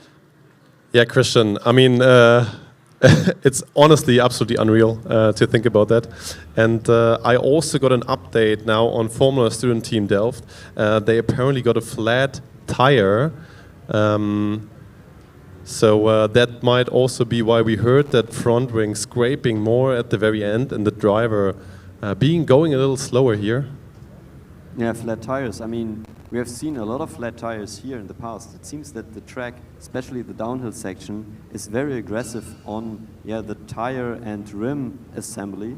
Maybe they got caught out by it a little bit.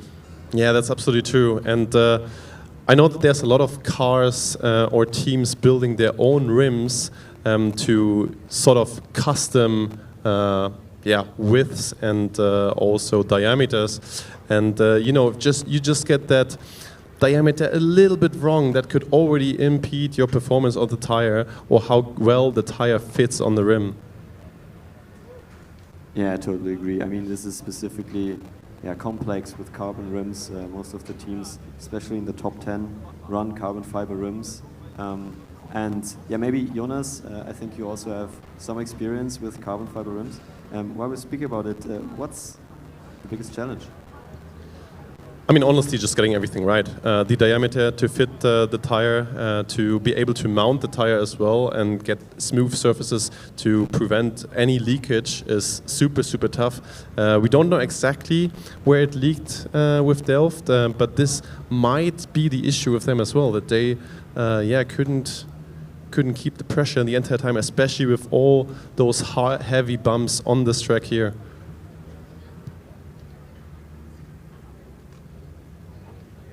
But yeah, back to the top 10 overall provisional standings. We will see 5 of the teams that are on this list upcoming. That means as well that nothing is decided yet. We have seen 3 of these teams finishing the endurance already. So Campus Tirol Motorsport, Running Snail Racing Team, and Chalmers all finishing. And out of the top 7, Team Tallinn, unfortunately DNFing, but 5 of them left in the top 5. Maybe we can have another look at the timetable, because we want to know what's the time to beat here.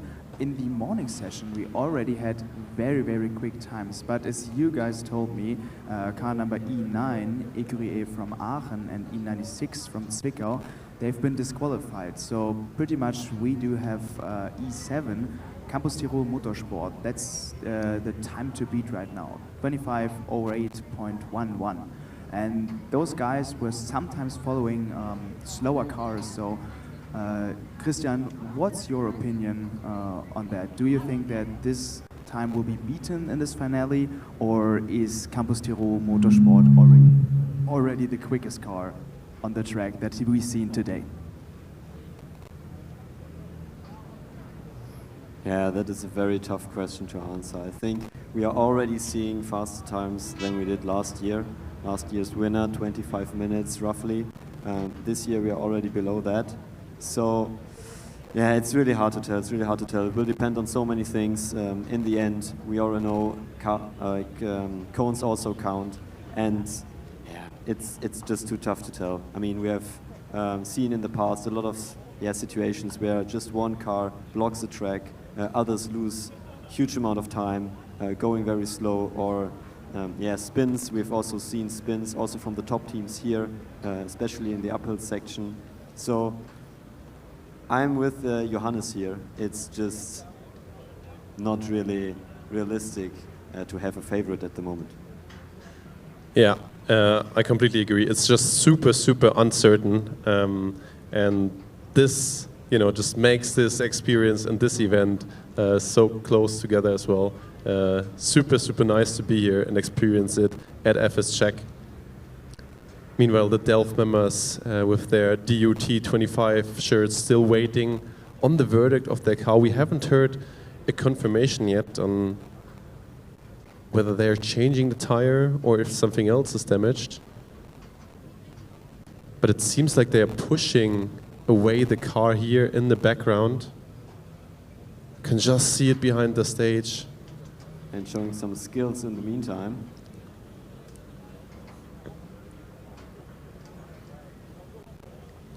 But yeah, that also means that we shouldn't be too far from the beginning of the final 5.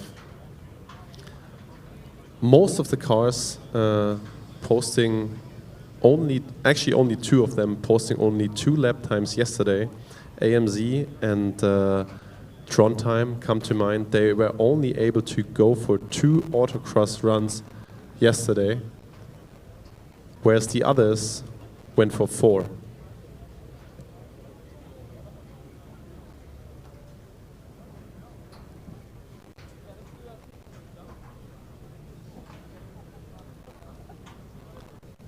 Yeah, just looking at these images, it's just so tense. The tension here, you can almost grab it, And I mean, Christian, you've been in the similar position, right? You've been here at FS Czech in the finals. Can you maybe talk us through how that was for you? Yeah, I specifically also particularly remember actually Italy 2017 being in the finals.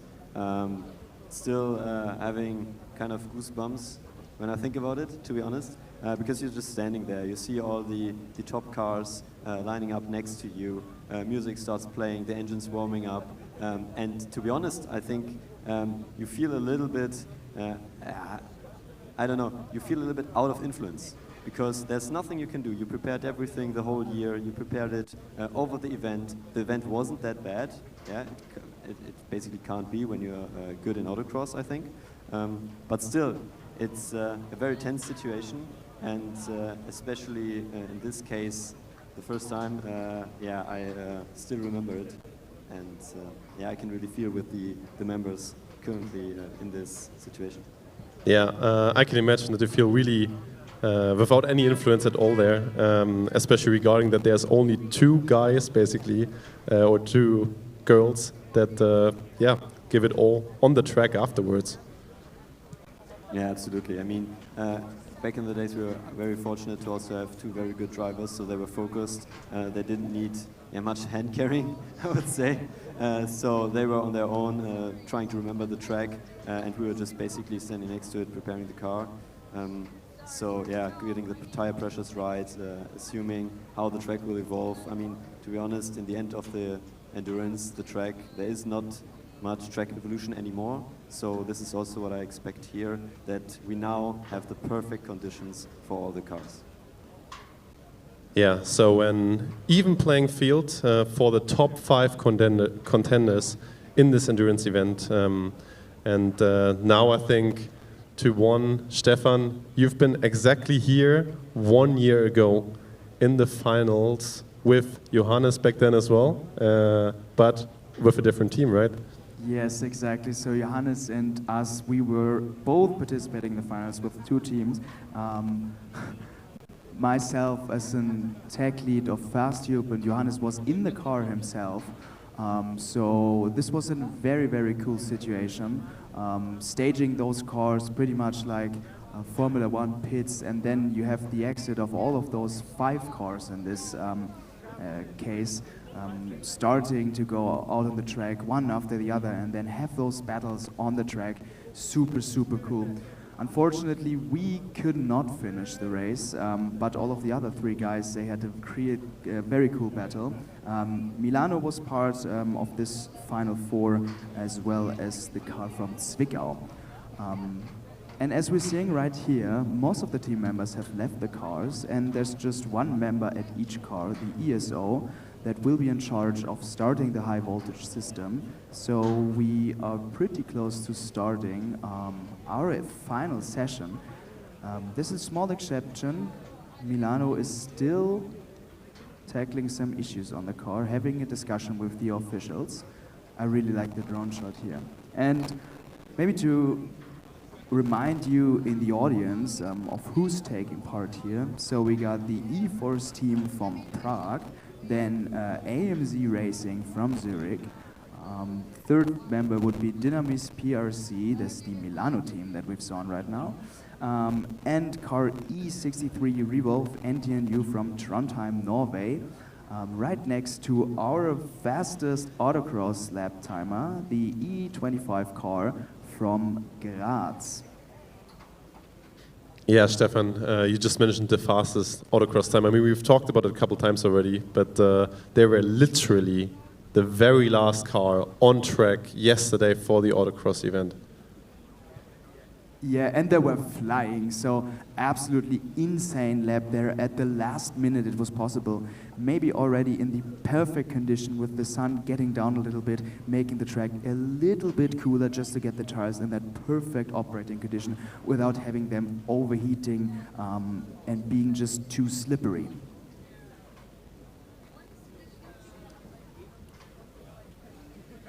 Yeah, we will leave you alone with the pictures for a little while, just until we get started with the track action. So talk to you in a second.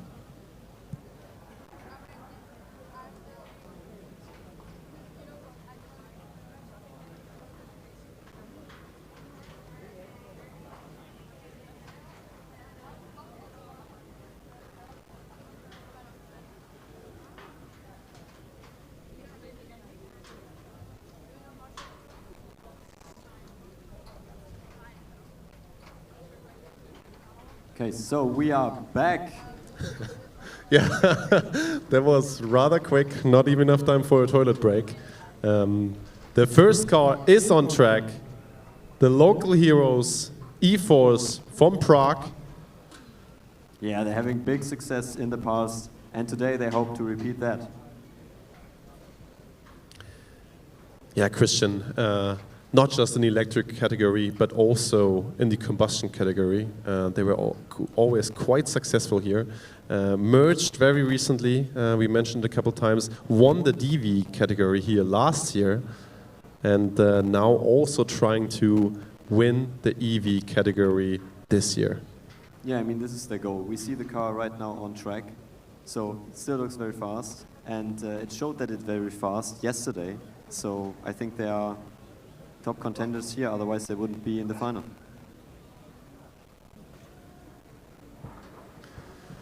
Yeah, I'm very excited to see their first lap time. Most teams that, Campus Tirol and Running Snails were around that 110, 111 in their first lap time.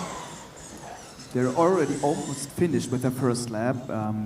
They're reaching the start-finish line right now. The second car is still not yet ready. So E-Force from Prague is going to get the clear track for the next lap as well.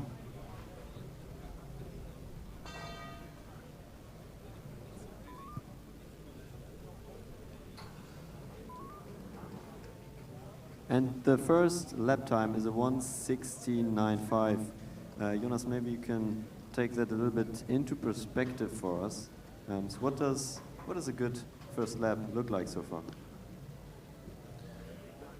Yeah, I mean, as just mentioned, I think Campus Tirol Motorsport was at around 110, 111.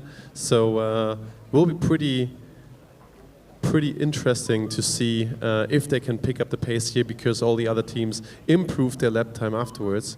It still like the car was a little unsteady at some corners, just not carrying enough speed around. The drivers maybe still getting used to the grip levels and the brakes here as well.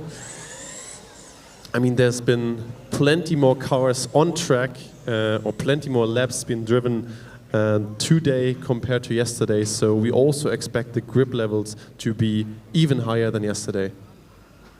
Yeah, again, starting this lap, they have a clear track ahead, while the Zurich car is at the starting line and waiting for it to get released. E-Force now improving to a 1:11.74 in their best lap, and getting chased by Zurich now. Prague somewhat had the advantage of being alone in the track for the first laps.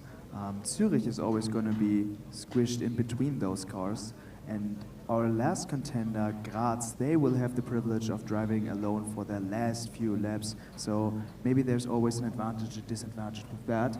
But I think if the Prague car keeps up the pace, they might have the opportunity for some very clean laps.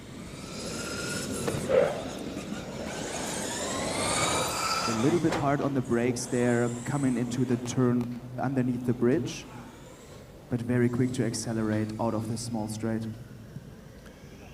Yeah, Prague's front wing also touching the tarmac here heavily, but given that they are here basically every single year, I'm sure they've taken this into consideration in their strength and stiffness analysis of their carbon fiber layups. We see the Zurich car going up the hill. They're just gliding through some corners. Sometimes I think the driver has to fight a little bit because there's just so much power in that car. And up the hill, this section where you gotta nail this turn, beautifully done. And now downhill.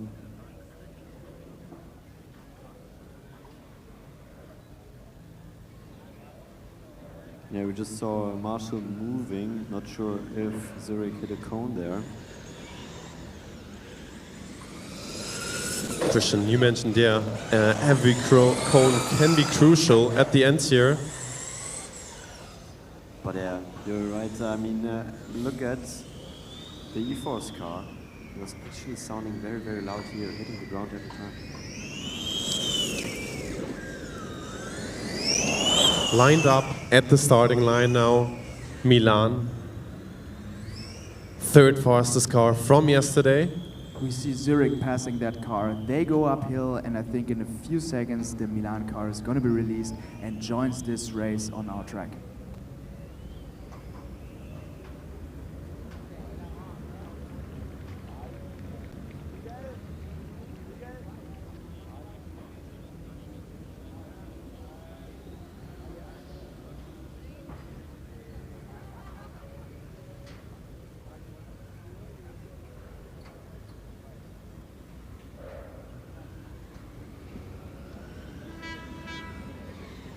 Zurich flying on the downhill section.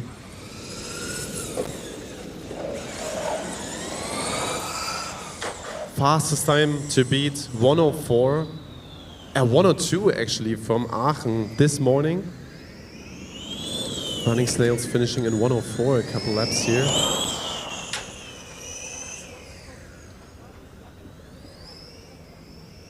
Zurich now on 105 already in their second lap.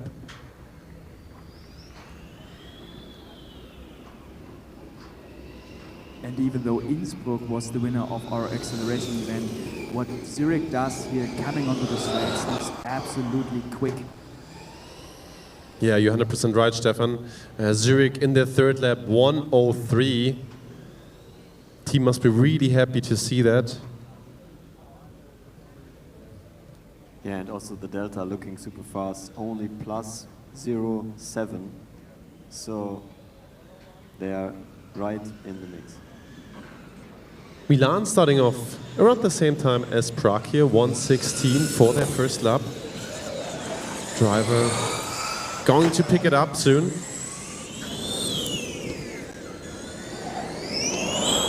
Yeah, I'm not.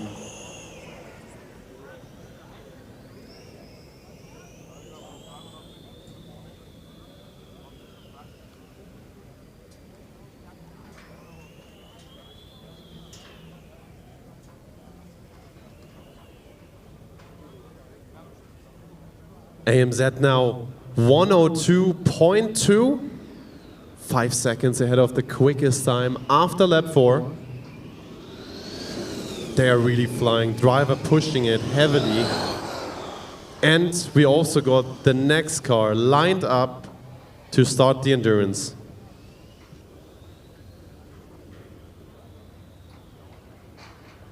And this is car number 63 from Trondheim.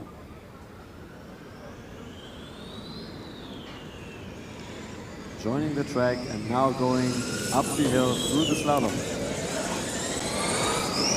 Yeah, Trondheim also one of 2 finishers of the DV track drive, joining us on the endurance. And we saw Zurich overtaking, flying by Prague right now. Yeah, I mean, the last lap was just the fastest 1.2. So I don't think this overtake took much time. Let's see how this shows in the screen. And yeah, it was a 2.8.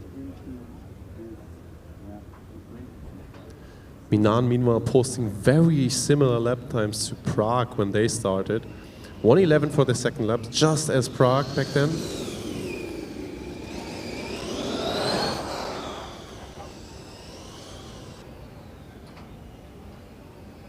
Milan is actually the only car here that doesn't seem to be hitting the front wing every time they go underneath the bridge. But have you seen those end plates? Those look really beautiful, those red colored works of art.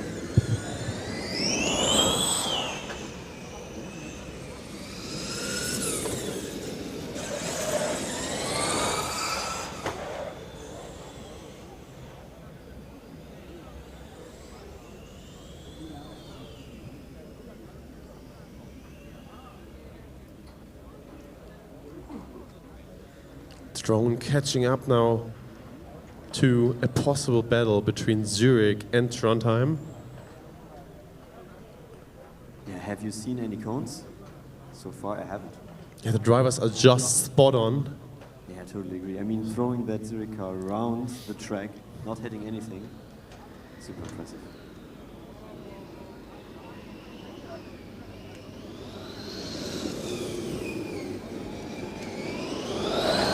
and also our last finalist is at the starting line, Christian. Yeah, it's car number 25, Johan Graz.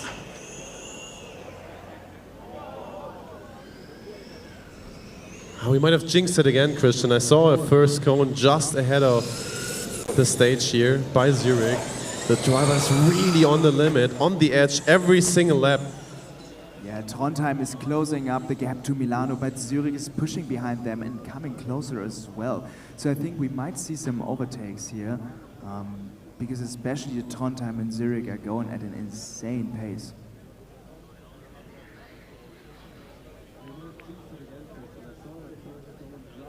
One of the big questions that remains is whether they are able to continuously drive at that pace or they need some throttling at the end of the race.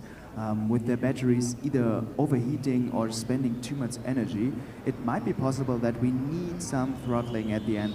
We'll see how well the teams are prepared and how good the strategies are for this race. AMZ 102.06.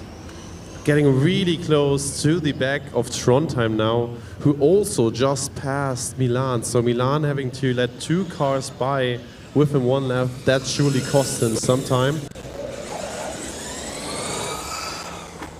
Yeah, and the comment says it. AMZ is just flying at the moment.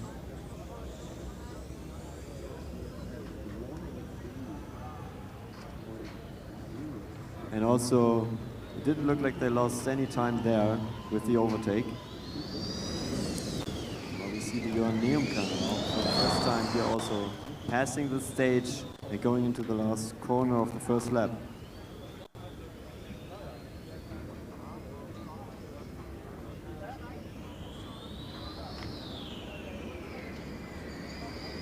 Car just looks super planted through the slaloms. I don't even see it sliding, and we're only on the second lap here.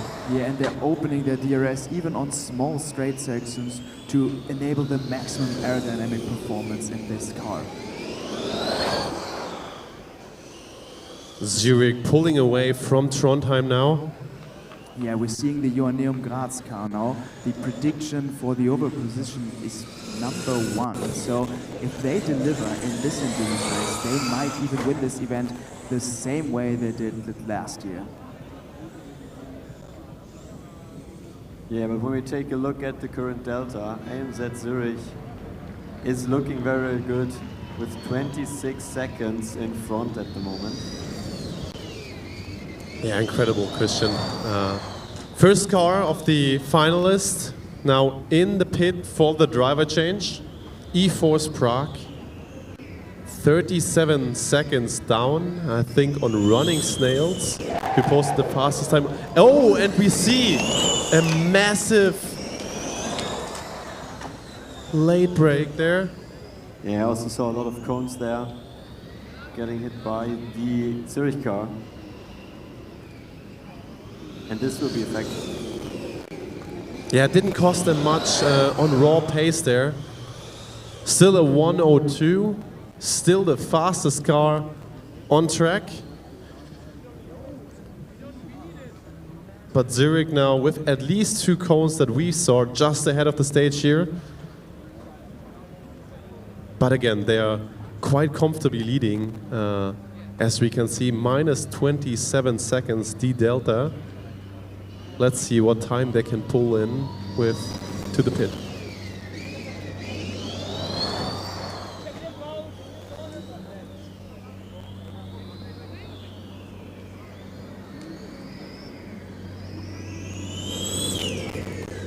Now also going from the first chicane with open DRS.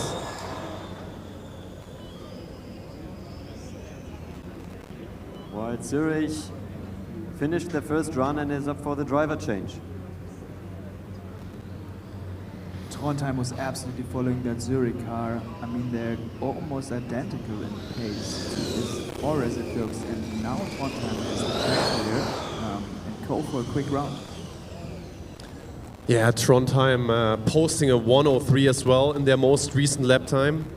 Seeing that Zurich car ahead of them also maybe seeing that they made a little bit of a mistake, that they took a couple cones, getting that driver to focus even more and squeezing the last bit out of his run here. Yeah, exactly. Maybe that's the extra motivation that the driver needed.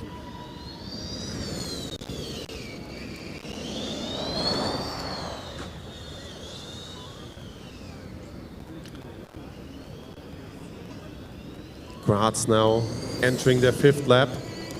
And we see the Milan car going in the downhill section.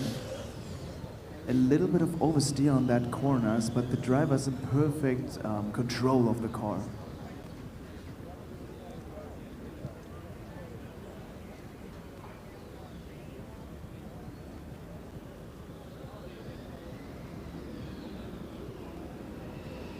Yeah, Trondheim, after 6 laps, just less than 10 seconds behind Zurich's overall time. 102.68 in their 7th lap. They're really picking it up here as well.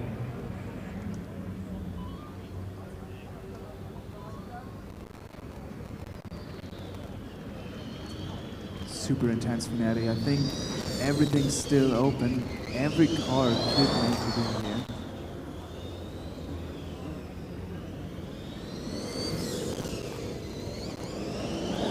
That's super consistent. 106, 107. All of their lap times are very close to each other.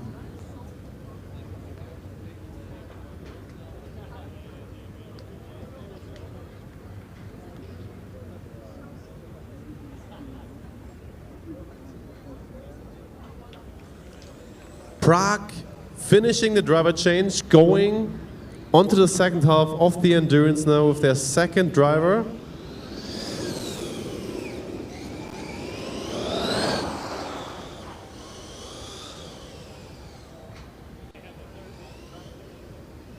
Milano is getting the last lap sign. They almost finished their first stint.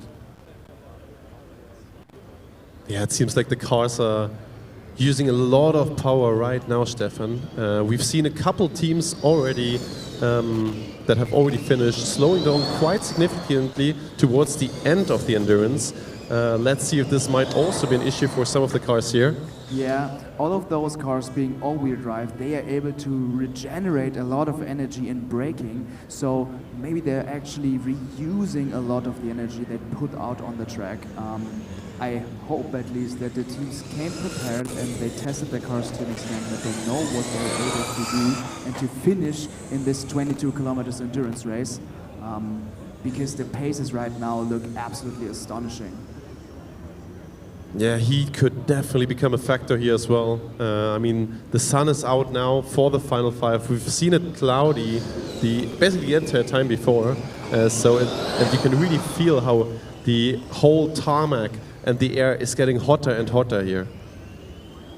Absolutely, so having your thermal management on point is absolutely crucial.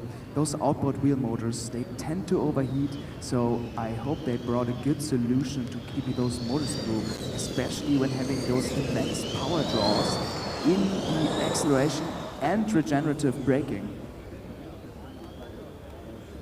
Trondheim now at the back of Johan Neumgratz Racing. It's going to be a blue flag after the uphill section here. Yeah, they've gotten their last lap sign, so they almost finished their first stint.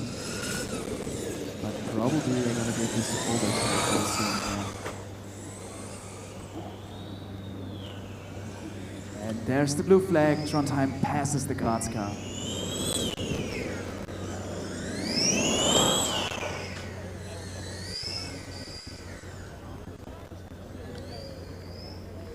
Prague also continuing where their first driver left them off.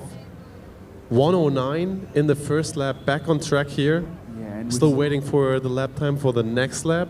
And we've seen the Trondheim car extending that gap to the following Graz.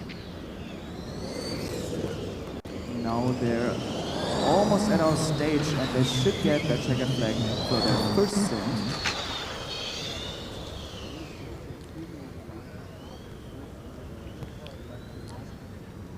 Yeah, Trondheim in the pits now. Yeah, and Johan Neumgras just blasted through when the contender car left the track. 11 seconds behind Zurich in the driver change. This is again less than 6 cones. We've seen Zurich already hitting some. Trondheim, meanwhile, at least here in front of the stage, driving like a clockwork.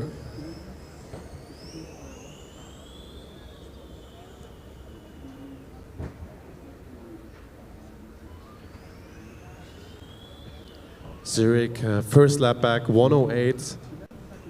Let's see what their second lap here is.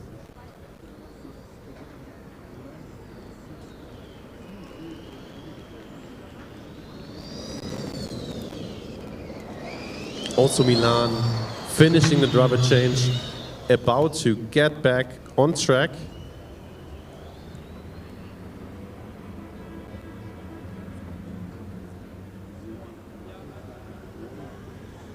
Well, we see Andreas driving the UNM car up the hill.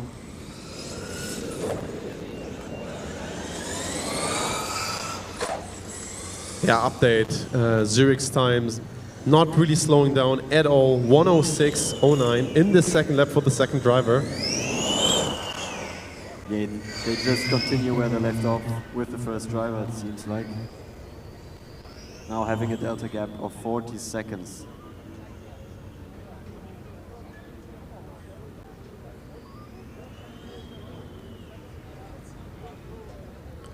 Trondheim, the car in the driver change right now. Joanneum still 2 laps to go. 106 in the last lap.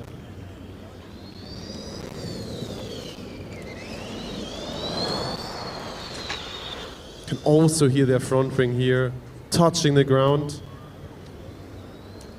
Again, the lightest car on the competition here, just a little bit over 150 kilograms.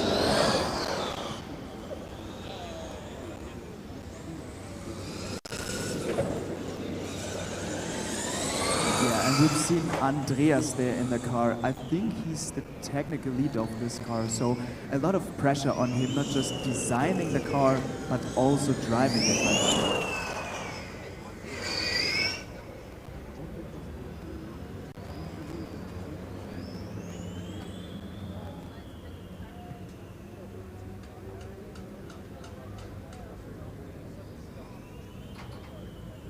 Yeah, we follow the Johan Neumgras racing car towards the last sectors of our track. Looks absolutely planted and agile around the corners with their torque vectoring system, just rotating them so they elegantly finish those last mid-speed corners. And now under the bridge. And I think they should, yes, they're getting a checkered flag. So first stint finished. Congratulations, Andreas and Johan Neumgras Racing. Yeah. While Graz is pulling out E63 Trondheim, going back to the track. Let's see if they can match ANZ's times again.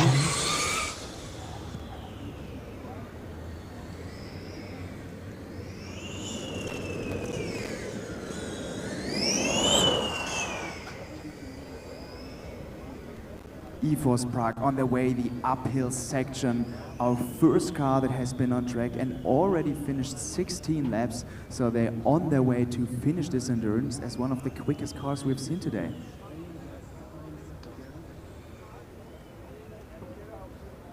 Downhill sections, and it's not just the cars, it's also the drivers today that are absolutely performing. I mean, we've seen so few cones, so few mistakes. They're just absolutely spot on in this beast of a machine.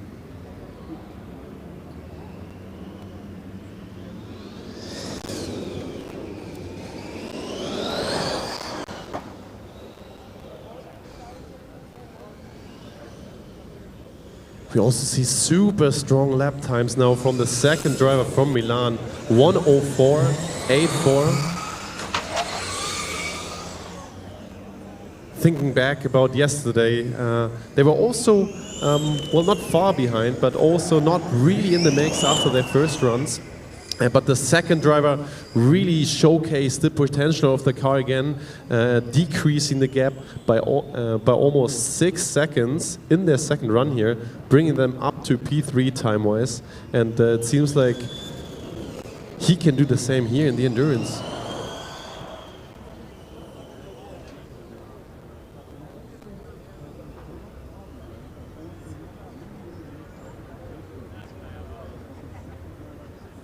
Okay, and as we see the delta of Revolve and AMZ changing over time, maybe Jonas, can you explain what the delta means? Yeah, sure. The delta is the distance, the time delta from the car in the lap that they have finished to the fastest car that has finished the same lap. So in the case of AMZ, who are basically leading car in almost every lap now, all the deltas that we can see are to AMZ.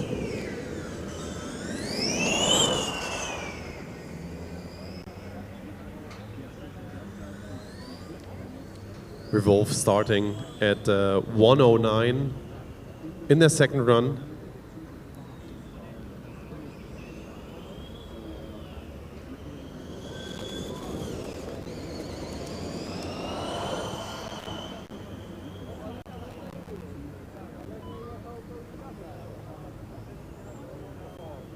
On time, meanwhile, taking a cone here, and we've also seen a cone from Milan.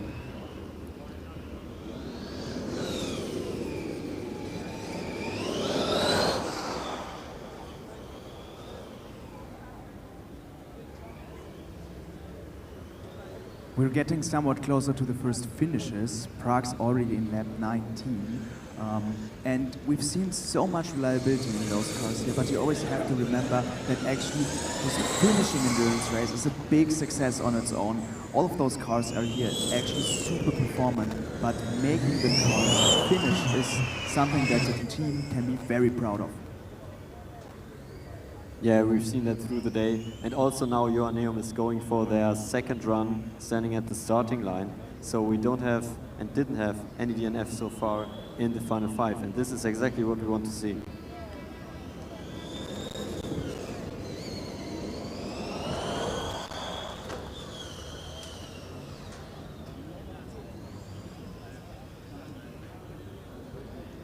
Trondheim 108.8 now in their 13th lap. Yeah, the delta to AMZ is opening up.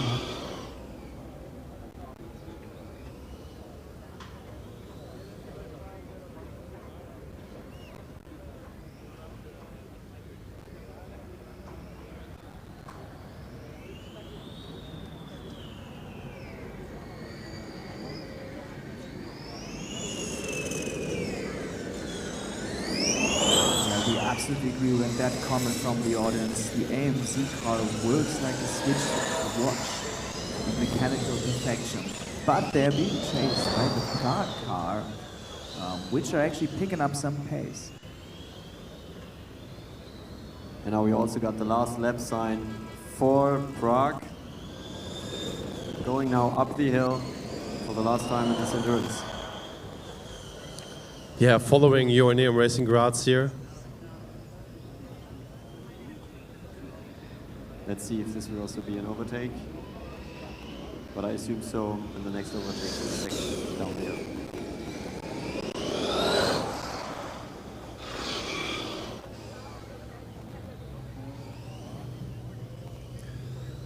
Yeah, for both AMZ and Trondheim, we see slightly slower times than on their respective first run. Stefan, do you think that the teams, given that they see so much data often on the display in the steering wheel, start to consider stuff like lift and coast more now?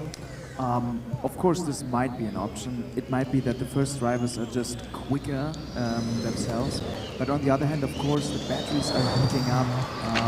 The batteries are emptying, and it might be part of the strategy that they're now trying to reduce their lap times a little bit. A lot of those teams use not only telemetry to see what's going on from the outside, but they also communicate with the drivers. And we get the checkered flag for eForce Prague. Congratulations, the crowd is cheering. This car finished this endurance race. Yeah, exactly, Stefan. The first finisher in the endurance here.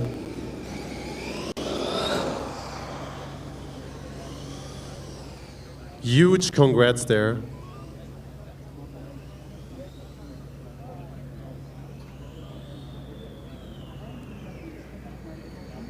Timekeeping isn't updated yet.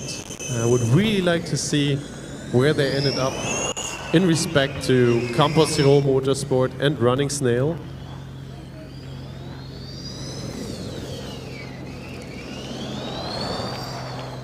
And now also Zurich finishes the endurance. Congratulations. Yeah, massive effort there, Christian. Yeah, what a time it was. Minus 34 seconds in total. Honestly, unreal.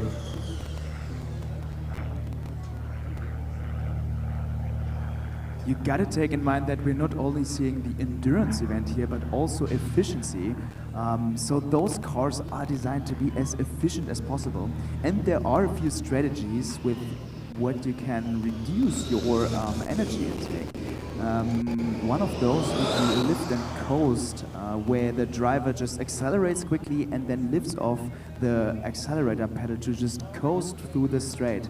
But all of these cars actually seem to be pushing until the end of the straight, or just lifting very, very late into the straight. So I think they designed absolute beasts of battery efficiency. Yeah, in the meantime, we also got AMZ's overall time in. The first car here to be underneath 24 minutes. Yeah, that is basically 1 minute less than we've seen last year for the top finisher.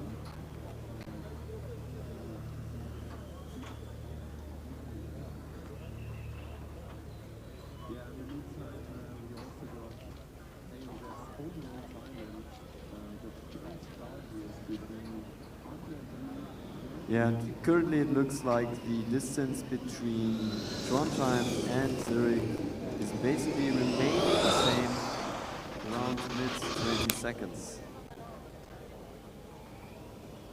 Milan now getting the last lap sign. One last time up the hill for them.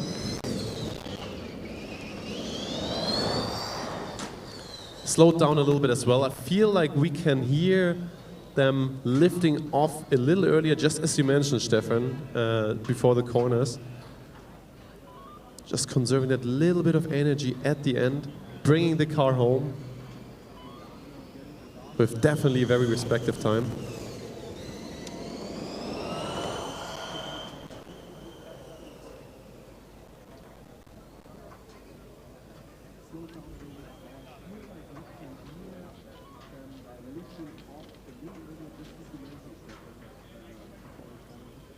Yeah, the chat going crazy.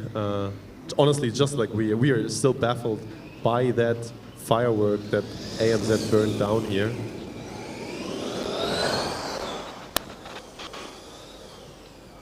Yeah, I mean, we did expect them to be on, yeah, at least in the top three. While we see Milano finishing.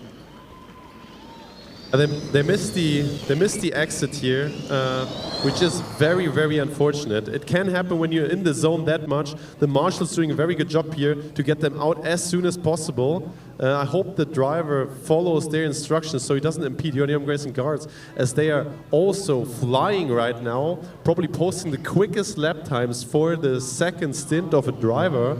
1:04 here. Yeah, this is a little bit unfortunate for them also. I mean, first congrats to Milano. Let's see how the marshals manage this situation, because right now the car is on the wrong side of the track. Yeah, we can see the average time from Untitled Racing Graz and Revolve NTNU being super close together. So this yellow flag that only unfortunately infected Untitled Racing Graz could be the difference maker in the end. Yeah, let's see what the lap time says in the end. I think they are just on the way on the back straight. 107.76, definitely cost them a second here. Compared to the previous laps, still a bit quicker than Trondheim.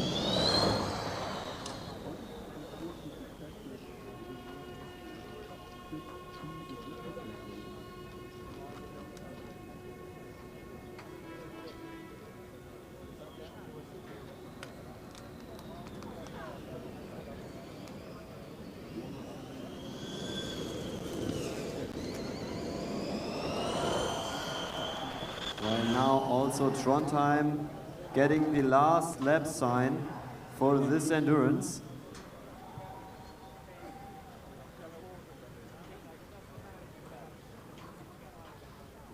Yeah, the reliability of these cars here, crazy. Yeah, honestly, I'm super impressed. As we mentioned already, a couple of years back, especially 2022, not close to 5 cars finishing endurance at all. And now we see, yeah, super reliable cars since basically the morning. Yeah, I mean, we definitely had a really high ratio of cars passing, also in electric cars, which usually is a little lower than combustion cars, historically at least.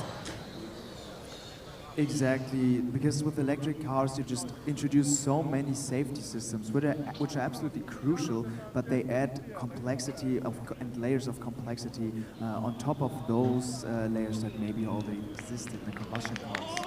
You see the Trondheim car, actually I think on their last lap, so they're pushing what's in their battery, and they received the checkered flag. Talking about reliability, congratulations Trondheim, you finished this endurance finale. And also a remarkable time here. Wow, yeah.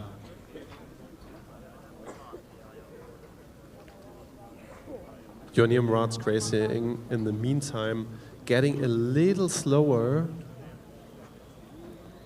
Only car on track. And we also see the heart rate of the driver, around 170 at the moment. And we heard it also in the screen earlier, so it didn't really change that much. He must be absolutely in the zone. Yeah, it's actually crazy. It was higher at the beginning in his first couple laps. I think it was above 180 at times. And yeah, it's actually going down. Yeah, it's the driver that posted the quickest time in autocross yesterday. So maybe with the track now being empty, he has a lot of potential to increase their time and put the Joachim Racing Graz team in a better position to score in an overall podium. Yes, we can see the delta times between this and the fastest one. They are close to basically identical. It's one cone between them, 2 seconds. So now he has the optimal conditions to just push it and, yeah, decrease the lap time even more.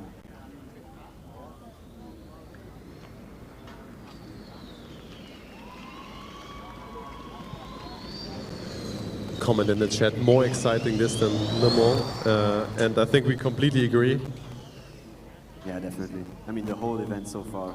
Now the last lap sign for Joachim, up the hill, through the slalom. And now also the heartbeat raced a little bit after he saw that last lap sign.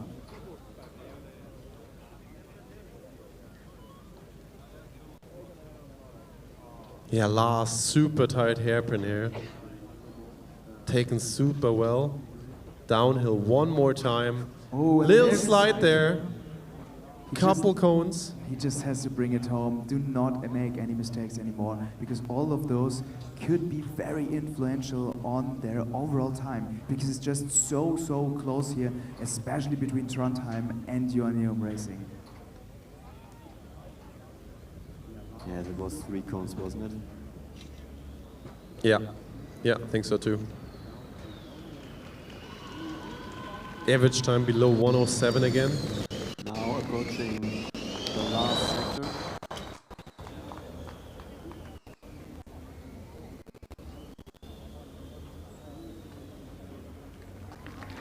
And they pass the finish line. The crowd loves it, is clapping here. Congratulations from our side as well. Every single car in the top 5 finishing, all of them setting super competitive lap times, none of them really falling off. Incredible. Yeah, absolutely amazing. Especially that every car finished. This is exactly what we want to see. Now we can see also in the evening, in the award ceremony, who is actually win this competition. Because honestly, I have no idea. Yeah, absolutely no clue. Like, this will 100% come down to the static and the efficiency scores. I mean, we know that a lot of these teams have been in the finals for various static disciplines as well. So we literally have absolutely no clue who could potentially end up on top here.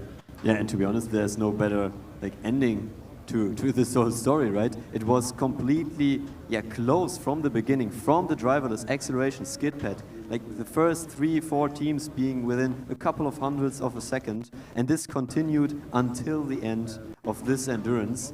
Crazy to see. Yeah, unreal to commentate this as well. We are not quite done yet with on-track action.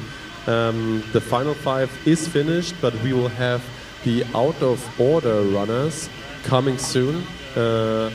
These were mostly cars that couldn't make it to their time slots today in the endurance race. They couldn't make it to their allocated time slots, potentially had to fix some issues, but yeah, I suspect that we still can see very quick lap times here.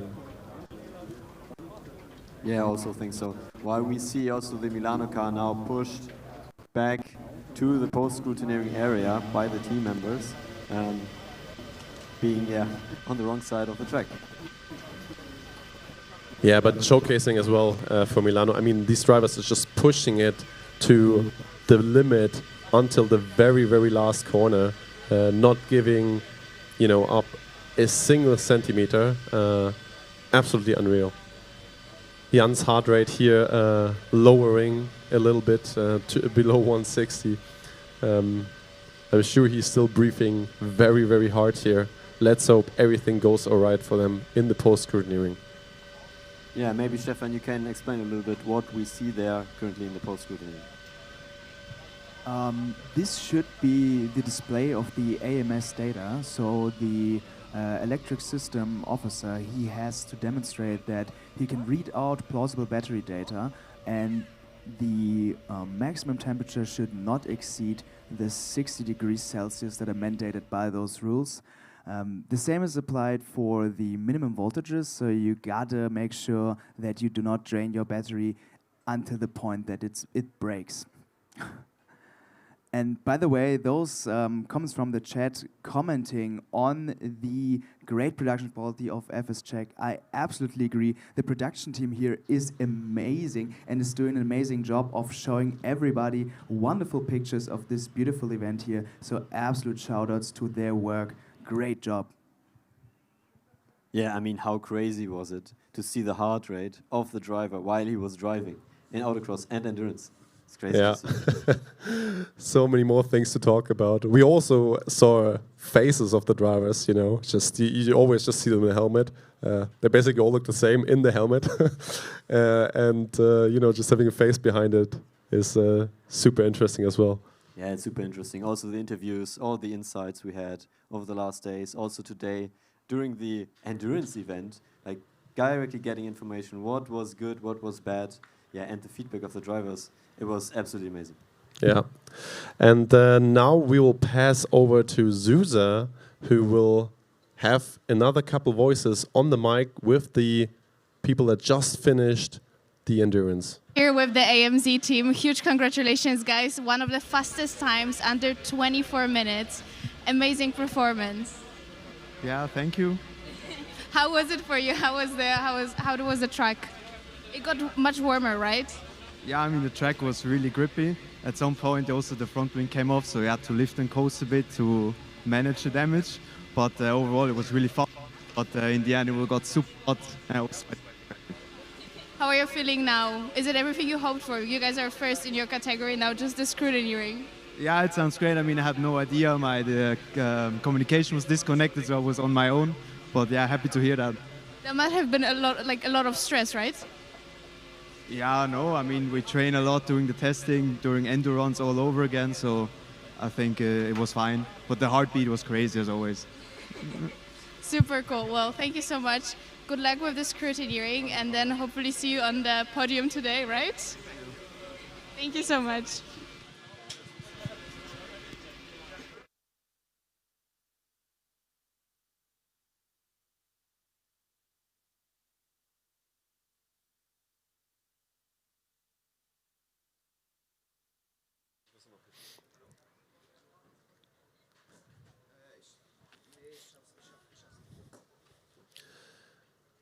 Yeah, as mentioned previously, we're not done yet. We got a couple cars lined up here.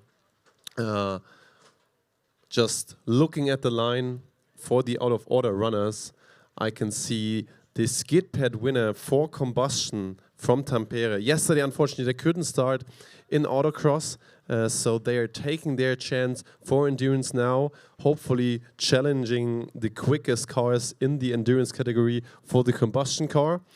We also got E94 from Erlang lined up. High voltage motorsports. Yeah, we have some cheers from the crowds there. So apparently they are absolutely excited to see their car running in the out-of-order session. Yeah, next to them, just behind them, E04 from Taiwan. We saw them yesterday in the autocross. Seems like they couldn't get to their slot in the endurance, so now they're an out-of-order starter as well here. And just behind them, E39 from Lund, the second Swedish team, about to tackle the track in just a few minutes. And maybe as a quick reminder to everyone who's not super familiar with the rules, all of those cars that arrived in time here for the out-of-order session, they are allowed to drive as long as they are pre-scrutined, but they will receive a 2-minute time penalty on their respective endurance time. So setting very competitive times here is hard considering that 2-minute time penalty. On the other hand, you got a lot of points to secure in endurance, so you don't want to miss out, even if it's not the best amount that you can get. So we are talking about 425 points here.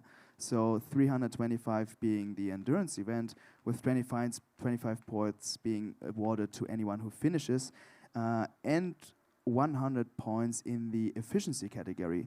So we've seen the standings are so close to each other that you're in dire need of those points to make yourself a standing in the overall categories.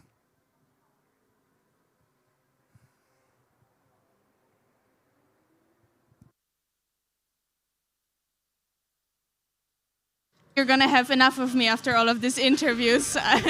But huge congratulations, it's the third best time. I saw you picked up a lot in the very last few laps, right? Yeah, in the last few laps I was allowed to push a bit, so yeah, the times I think were quite good there. Did you guys have any issues during the run? No, not really. The traffic was quite okay, so I only encountered another car once, and on the car side there were no issues at all, so it was very good stint. Are you satisfied with it? Tell me. Yeah, I had 1 or 2 cone hits too much, I think. Especially the 2 in the last lap were a bit unfortunate, but other than that, I'm happy. I'm very proud of you guys. It's an amazing achievement. And also, since we spoke yesterday, I think you guys are keeping it up and up and up. Congrats. Thanks, and yeah, thanks for the interview. Thank you, guys. Thank you so much for the coverage from the post-inspection area, where every team is inspected to be still rules compliant and have their cars in a safe operating condition.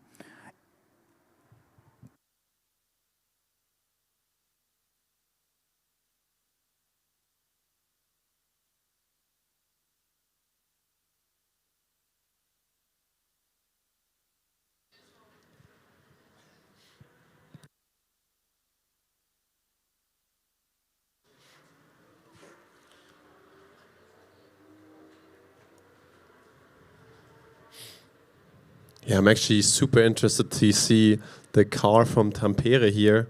I mean, they definitely showed that they are really good in the corners, winning the skid pad here. Yeah, really, really intrigued. I was quite sad to see them, to not see them yesterday in the autocross, but Exactly. After such a promising time in the skid pad and acceleration event, do you know what went wrong with their car so that they could not attend the autocross yesterday? I mean, we had a quick interview with them yesterday evening. Zusa went over to their pit lane, and they said that they had an electrical issue, which apparently took quite some time to fix, given that they are still starting out of order now. But yeah, hopefully they fixed it to the extent that they can finish the 22 kilometers now.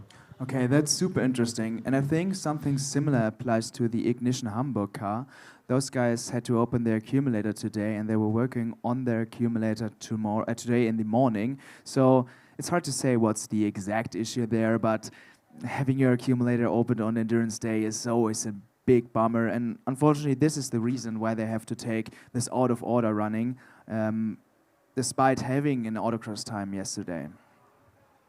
Yeah, that's just sort of a thing with prototypes, right? I mean, all these cars, even the very, very early finished cars, are most of the time tested less than 1,000 kilometers, so still in a very, very early state. And yeah, just considering how well they all ran, especially in the top 5 here, yeah, shows again how good all these students really were. Yeah.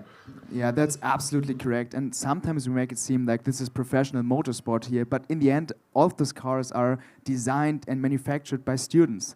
And even if your design is good, you might make some minor mistakes, you might make some silly mistakes. There's a lot of effort that goes into those cars, but they are designed in such a close phase. If you're taking a look that you have just 1 year of actually having your whole design, manufacturing, and validation process, that's so short compared to like an industry standard of 7 years of development cycle. So in that very, very short time, sometimes the designs are not perfect, and you get those results. So reliability is key with Formula tuned cars. As I've already said, it's an absolute success to have your car finish endurance. You don't have to be the quickest at all. Yeah, Stefan, you're absolutely right there. I mean, the time frames that these cars are produced with also the expertise level that the students start in Formula Student is really, really remarkable, and it really makes sort of professionals out of the students within sometimes less than a year. Yeah, and the fluctuations in the teams are just so big. You have a lot of members leaving the team, and with that, there comes a lot of knowledge loss. So you have to make sure that the transfer is just on point. Otherwise, even known designs that you've been running for years could pose dangers, as I could say. But in the meantime, we have the first car on track. We have, I think, car C78. Is that Tampere? Yeah, that is Tampere. It looked a little slow up there. Jaco. But the downhill section looking faster again, navigating through the turns here. Maybe having to adjust to the track layout up the hill. I mean, they didn't participate in autocross. It's their first run on the endurance track / autocross track. Yeah, but I think what is definitely safe to say is that the strength lays in the cornering in this car. I mean, we've seen this in the other disciplines, Jonas. Yeah, exactly, Christian. I mean, they won the skid pad here. Really, really good time for the combustion cars. And they're close to finishing their first lap now, just coming through the bridge here, taking one cone here. This is actually, we had the question earlier in the chat, the cone that has been an issue for quite a few teams, and it might even be that cone just in the chicane at the overtaking zone after the bridge. Yes, I think you're right. The car from Tampere is slowing down a little bit on the straight. Looked a little bit like gear issues, but the driver kept going again. So yeah, back to the cones. I think this, and when we wait one more corner, I think also here, exactly in this section, we've seen a lot of cones taken on the inside, but also on the outside specifically, because the turn is very, very tight, and people, driver, and also take it with the outside section of the front wing. Yeah, Tampere, their second time going up the hill, slowing down quite a bit again. Let's see if he can adapt his driving style for the next run. We also hear the next car on track.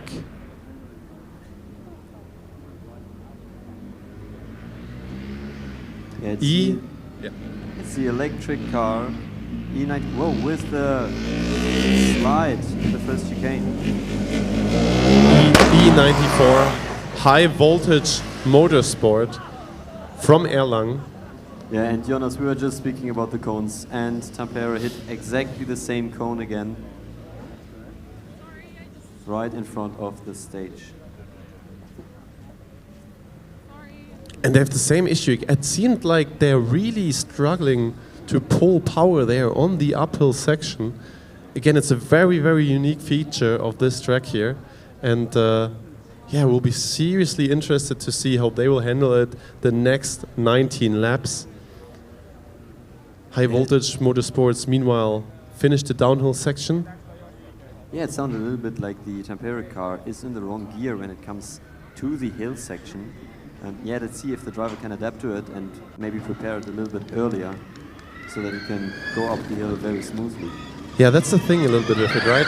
I mean, you have that rather quick slalom as an entry, and then it just goes tighter and tighter and tighter to each other, the cones.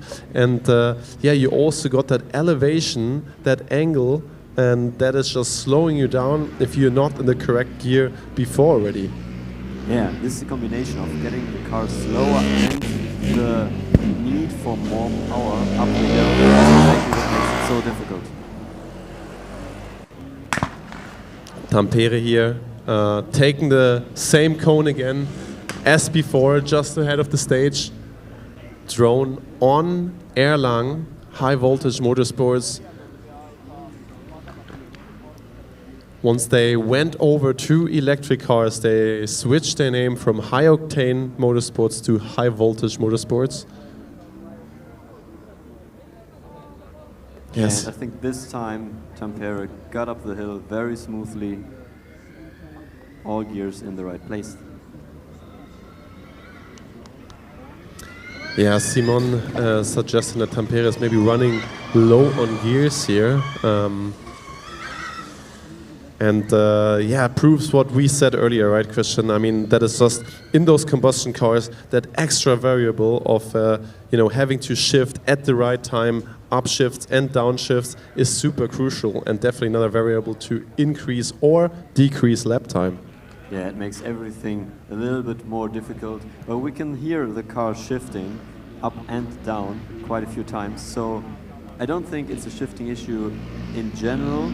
I think it's just that the driver needs to get it. Also now E04 from Taiwan on track. High Octane posting really strong lap times, 1:11.5.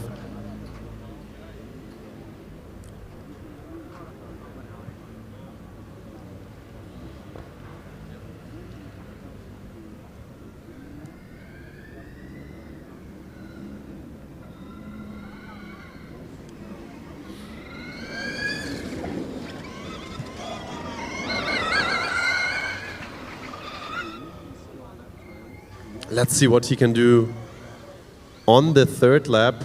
Luca Sprengler behind the wheel.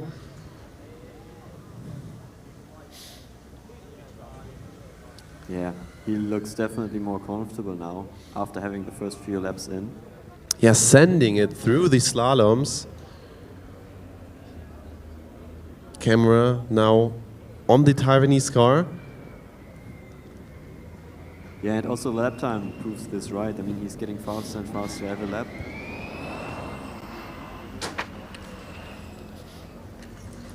And we hear the same thing again. The car is just touching the floor, the tarmac, after the bump on the bridge.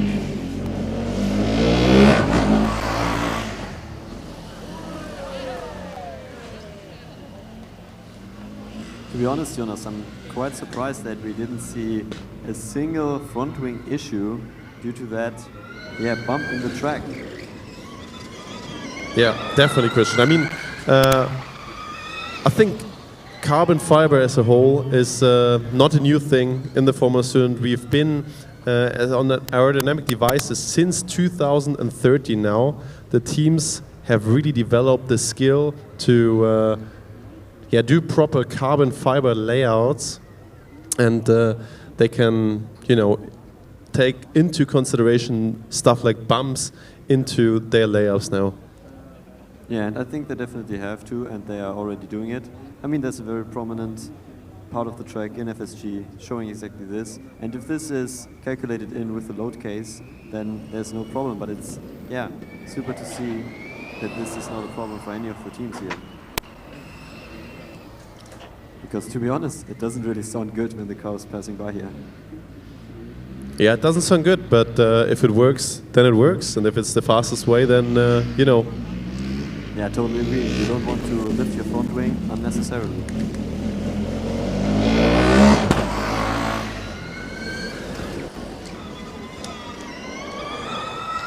And now we could hear the ready-to-drive sound from car E39 from Lund, but that's car number 4. E04 stopping on top of the hill.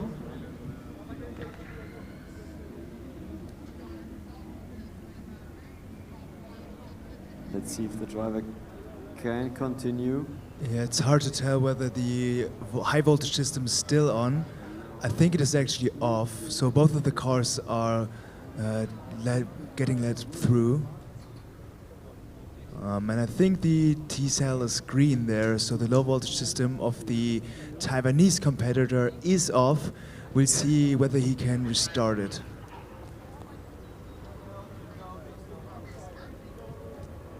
Yeah, now we see these two cars right behind each other through the S's.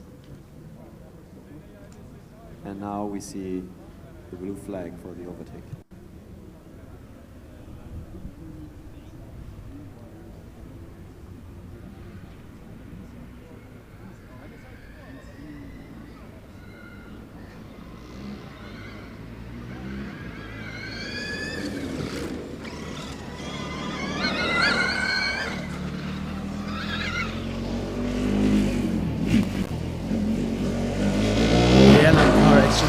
Really quick on the track.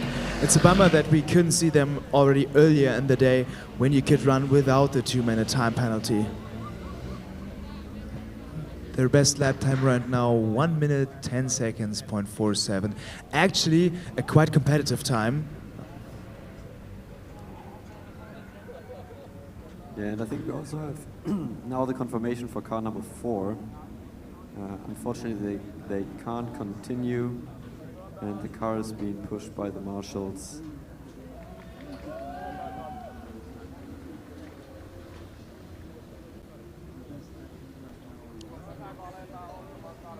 Lund now on track. Patrick Hakansson.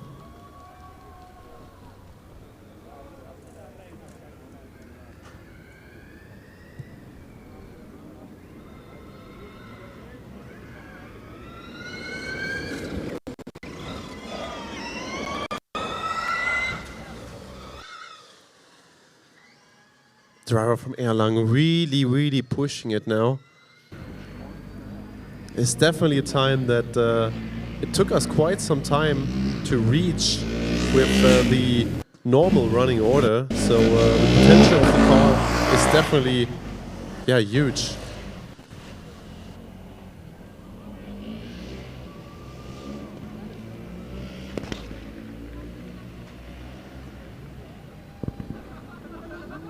See the Lund car coming back towards the stage, accompanied by the cheering of their team members. I really love the spirit of the team. They brought one of the biggest Swedish flags I've ever seen and celebrating every lap that the car does. So keep up this team spirit, guys.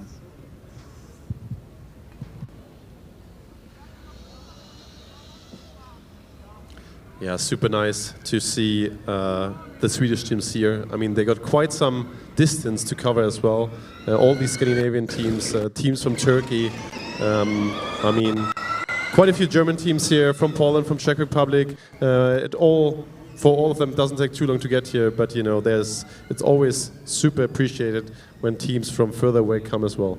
And I mean, we had teams from Asia traveled away from Taiwan and Indonesia to this beautiful event here. So really appreciate the effort that went into the logistics of bringing those cars and team members over here. Next car being released onto track, E78 from Hamburg, Ignition Hamburg. The second team from Hamburg that we can witness today. And you always got to think about that this running out of order session is purely Q-based. So the pace difference of these cars might be significant. So we'll see whether that's a problem for our session.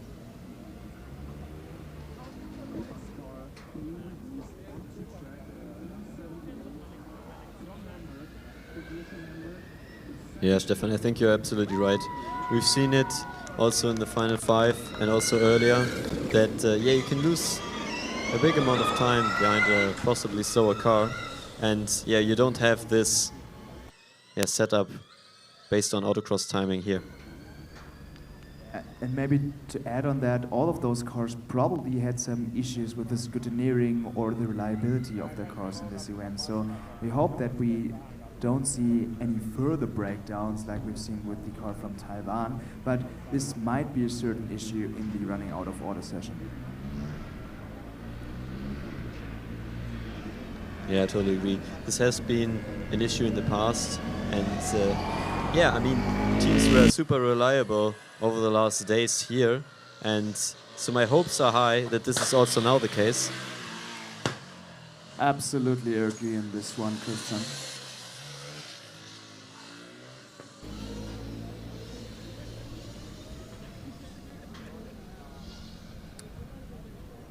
Now we have all 3 cars at the same time in the hills section. I think only Erlangen not in that group at the moment.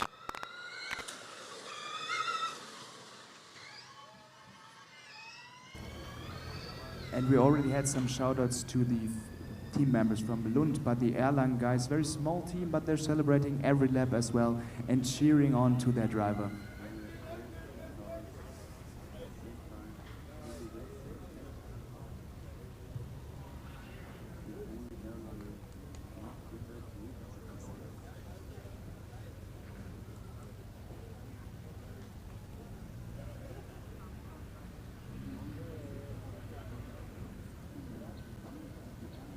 So the Lund team right now is chasing Ignition Hamburg and probably gonna get the overtaking option in the next zone. Yeah, I expect to see the blue flag, and there it is.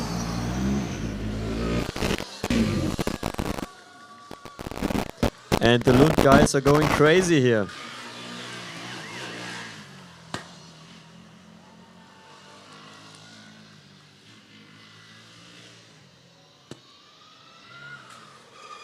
While we see the checkered flag for C78.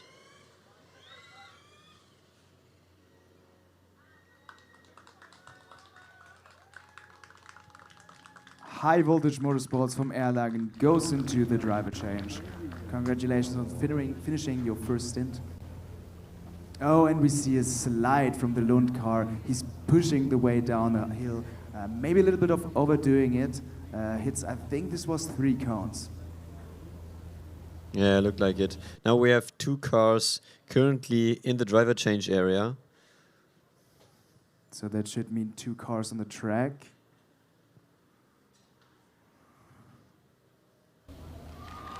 Yeah, both cars currently on the back straight. The slalom, very technical section. And Lund now coming up into the last sector for the last 2 corners. I personally remember the Lund car finishing the endurance at FS Netherlands this year with an absolutely competitive pace, so they're trying to recreate this here.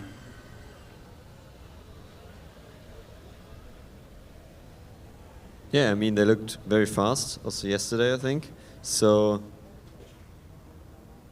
didn't change until today. Yeah, and there we're following the car.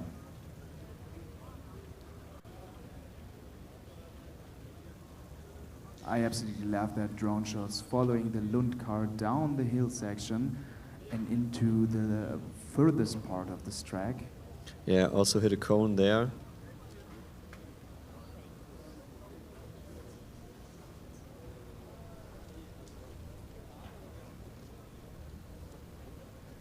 It's just you and the car on that rather empty track for the Lund car. And the driver's getting cheers by his teammates. I love that spirit. Always cool to see that. I think it's super important to appreciate every lap that you finish, because within the Formula Student competition, there's just so many challenges to overcome, so many problems to solve. So when you see your car drive in the end, there's just such an amazing experience that should be valued really, really high. And yeah, you can hear that the team members are proud of this car.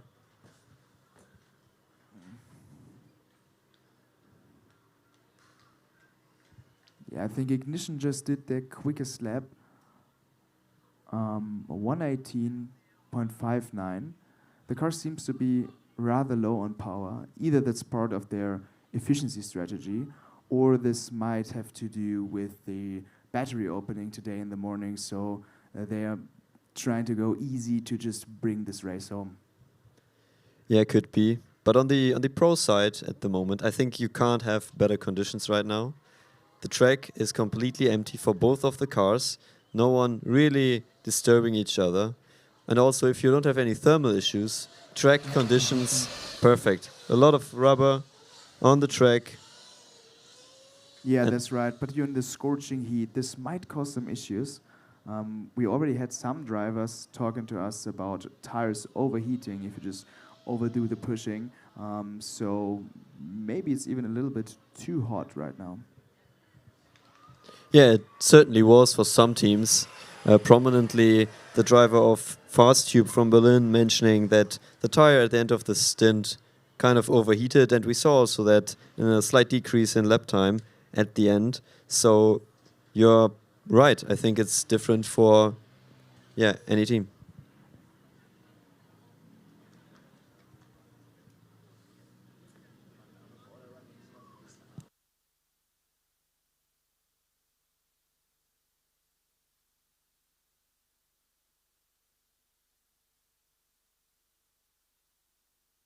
So, and we see the Tampere car rejoining the track. Now done with the driver change.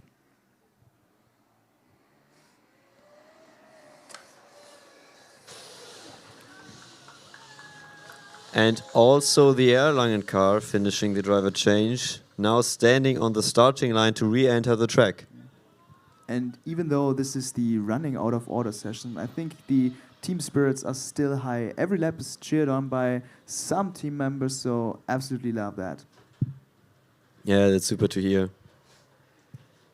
Atmosphere whole day was absolutely amazing. Yeah, even though we're after the finale, I think all of the teams right now on the track make this their own finale, and rightfully so. They can be proud of having their cars here. Yeah, I totally agree on that.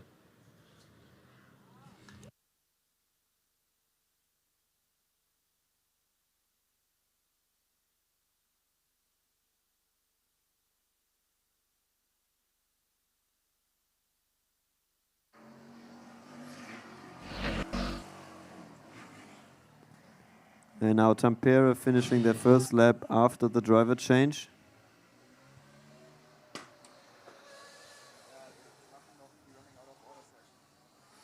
Let's see how the second driver manages the hill section. Looking good.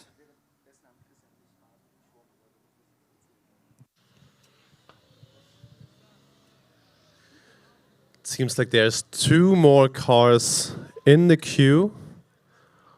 One of them from Cardiff, one of the quickest combustion cars yesterday.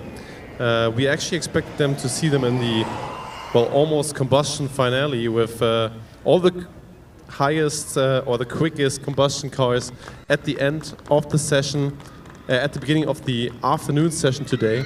The car has been here in the pre-scrutineering tent for a super long time, unfortunately missing their slot, and but it seems like they fixed their issues, so luckily they can also go for their run now. Yeah, Stefan mentioned it earlier today. We were pretty surprised that we didn't see the Cardiff car on track, but great to see them now in the queue. Oh!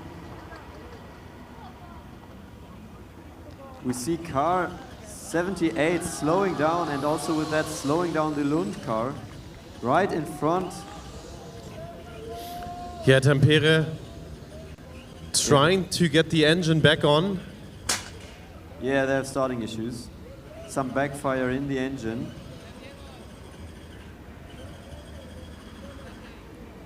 Super loud here.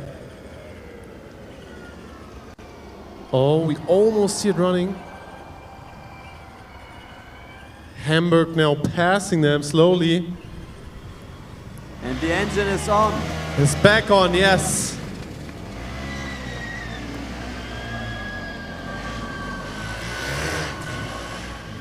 Off they go again. Just ahead of Erlang before they could overtake him as well. And the driver continues as nothing happened. Amazing.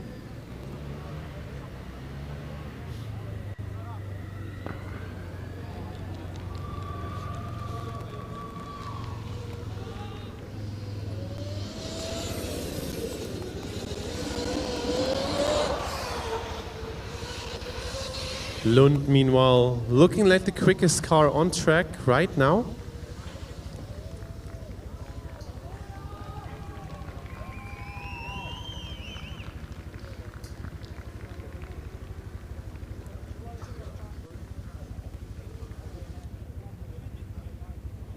Now also headed to their rival change.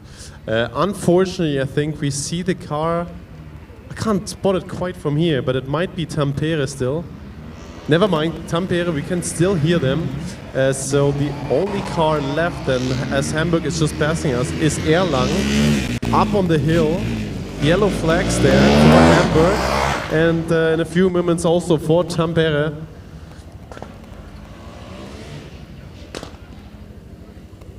Erlang now getting pushed by the officials. Yes, and the Tampere driver apparently hates that one cone in particular. I think he hit it the third or the fourth time already.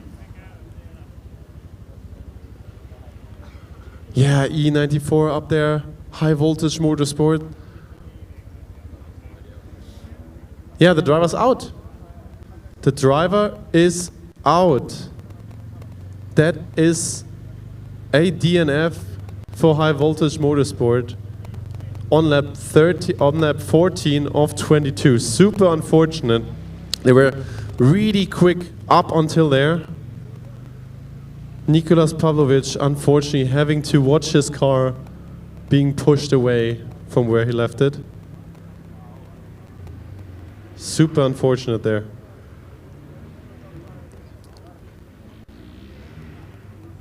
There we have Ignition Hamburg pushing through their last laps of their first stint, increasing their lap time one after each other. Actually, every lap seems to be better than the one before. So congratulations on that evolution.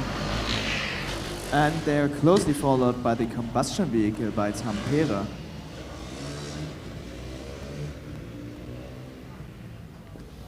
Yeah, Tampere really stepping it up now. You can see the driver pushing after that engine was off. I'm honestly not sure what happened, but he posted his best lap time before. Decent lap time now again, 1:21.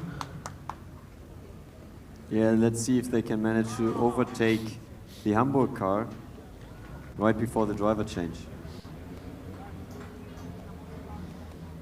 Ignition on 1:25 pace right now. Tampere taking a cone there, and with that cone taking another cone. And Lund is back on track. E39, 11 kilometers to go.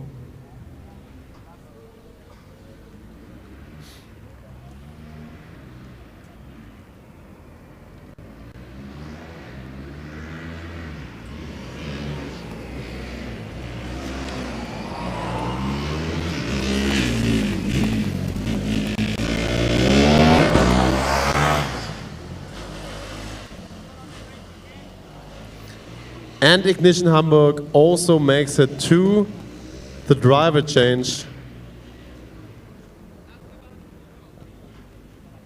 leaving the way, clearing the way for Tampere.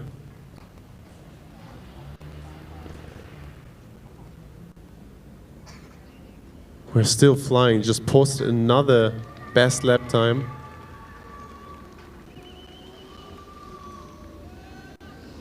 So now we have 2 cars on the track.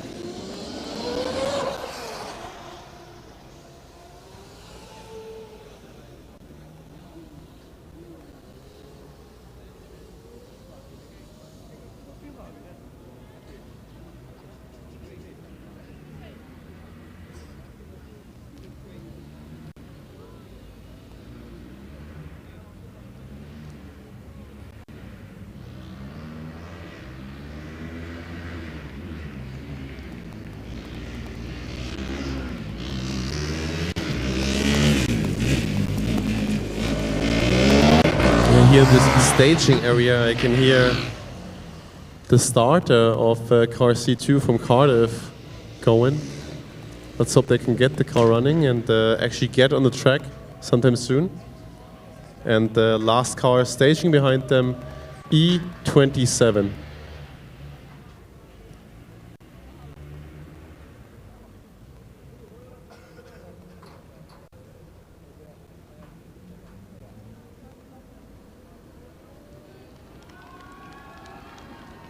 Also there the car taking a cone on the inside.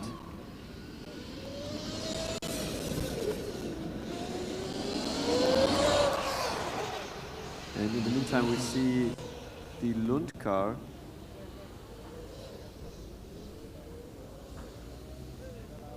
One thing that actually stands out are the aerodynamics on the car. Not only the kind of zigzag starting end plates, but also the wing elements.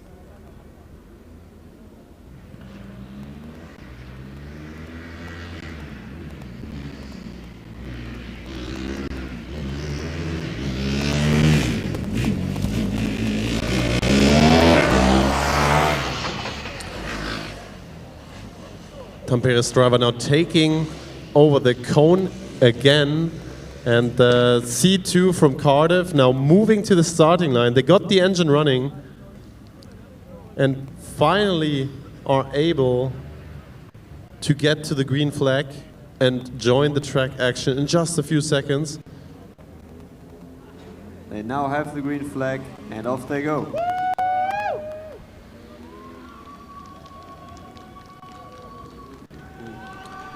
The driver misses actually the first turn off the slalom. A little bit too ambitious there. Yeah, adhesion when ran out before ambition there. Tire is still cold. Knows it for the next lap. Yeah, we've seen quite a few drivers getting caught out by this corner. Fortunately, he could manage to stay on the track. Yeah, he took the off course, but unlike other teams that we've seen before, you know, that spun into the grass, trying to somehow stay in the track, on the track, this might be the better option after all. Yeah, it definitely was. I mean, the trajectory of the car was he catched it beautifully.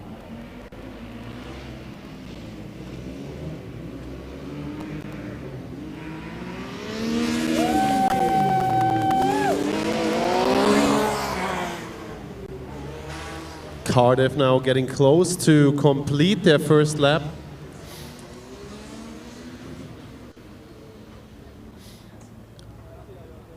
Pretty unique car.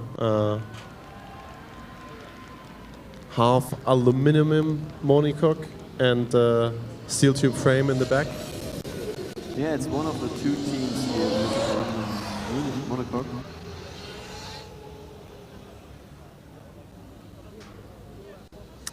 As we got corrected yesterday or 2 days ago, third at FS UK. I've received the information that we have one car left that is going to join our endurance race, and that's car E27 from Bern.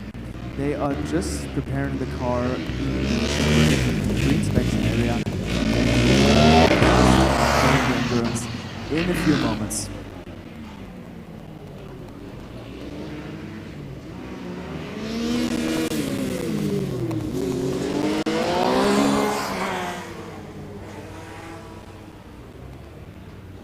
That's the first lap from Cardiff. I'm glad to have you guys here.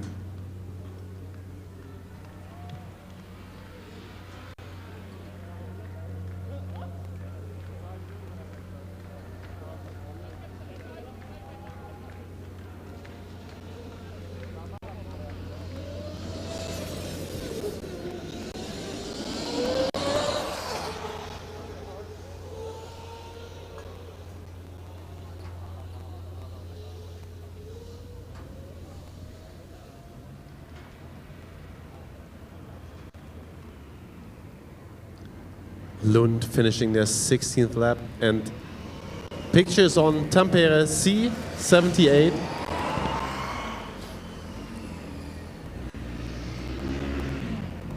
Under the bridge one more time. Mikko passing the stage in just a few moments. One more time, dipping the front wing here, not hitting the cone on the very last lap.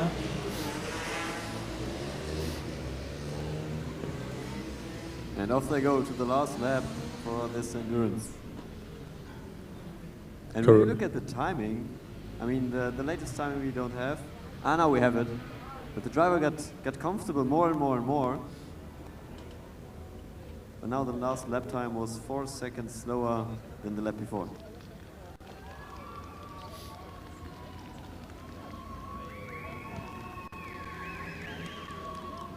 Yeah, Cardiff really picking up here as well, overtaking Hamburg.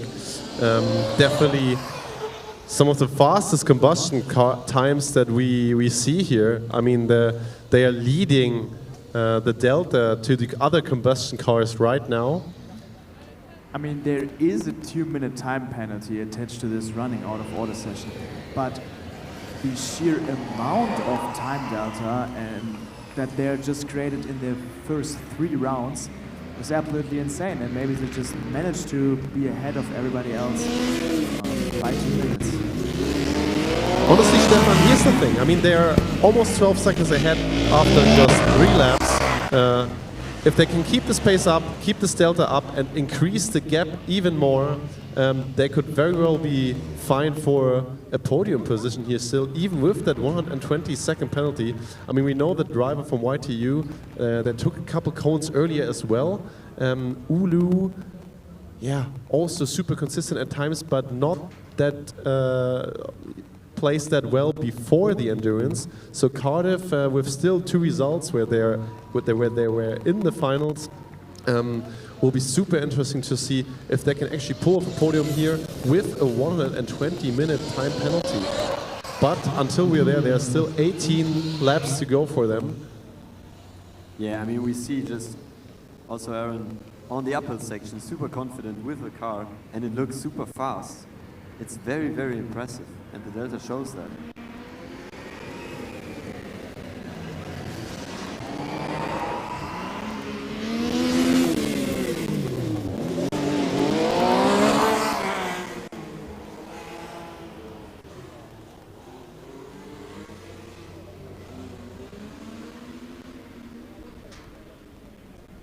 Yeah, full throttle through the chicane. He definitely has some talent. Oh, in the chat we got the messages that Cardiff was delayed due to lack of fuel at the fill station, no penalty being applied. I think we need to confirm that, but if that really is the case, that would change the whole picture here with them extending their lead up to almost 17 seconds after 5 laps. Yeah, if that is true, then we actually have a real fight on our hands for P1 and not only the podium. This would be absolutely crazy, to be honest. I mean, we've seen that the grandstands have cleared mostly. Most of the teams are packing up already. All the other competitors in contention for the first place here in the Combustion, probably in the pits right now, maybe even missing out that Cardiff could pull the podium away from them.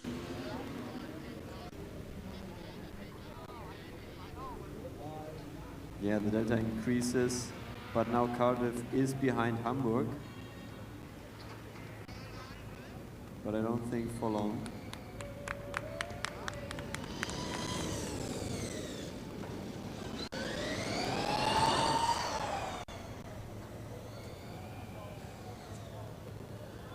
In the meantime, Bern also on track while Hamburg is getting pulled out to the driver's change. Cardiff will have lost some time there after just posting their quickest lap time just before. Johannes Schröder now trying to keep up with Cardiff.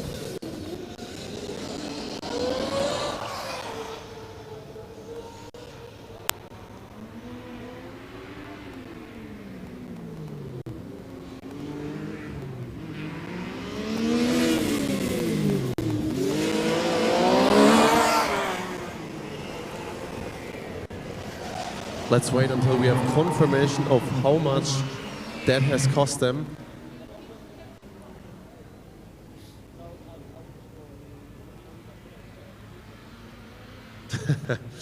we see a comment from Andy Farmer to apparently his son, Aaron Farmer. Not sure if that actually is his son, but he says, "Go Aaron, love that."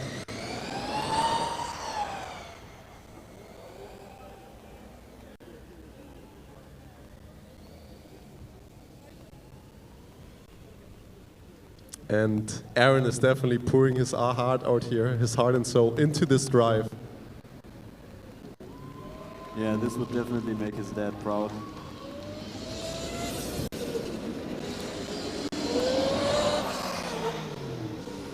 At this rate, not just his dad.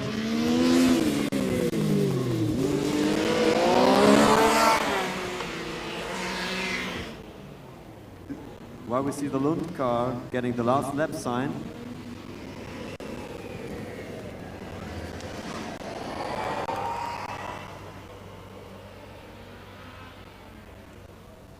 Yeah, Luke getting chased there by Aaron. He might be enough ahead for them not to be pulled into the overtaking zone.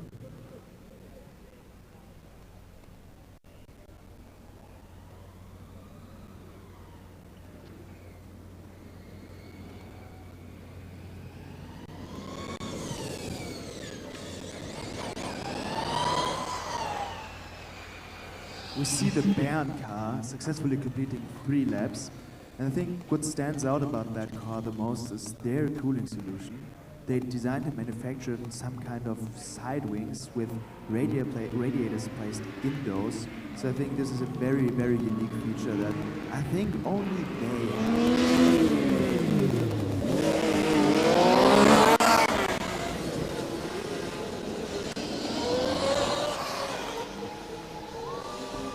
The Cardiff car that just passed our stage is building on its lead further and further. Stefan, and we see the checkered flag for Lund. Congratulations.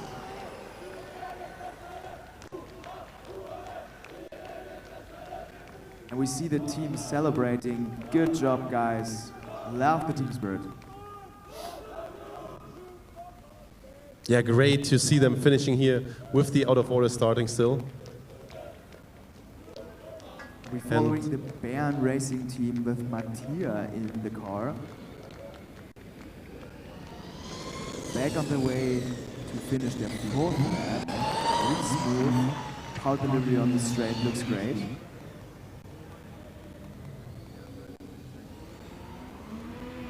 they're pushing into the 5th lap.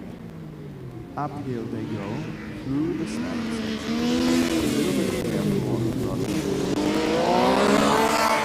Yeah, Cardiff, now the only Combustion team could go below 70 seconds on the lap here, getting the last lap sign now. I think with that for their pace, first run. With that pace, they could close the gap to the Bern car real soon, and maybe we see another blue flag.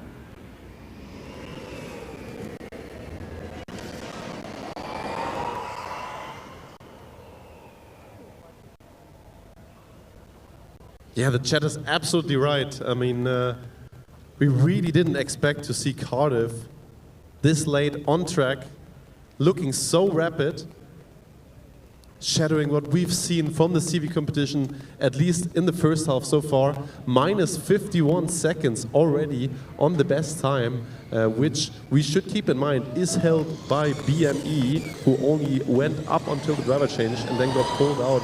So after the driver change, if everything goes smoothly, there will be an even bigger gap to the then afterwards leaders of Formula SAE.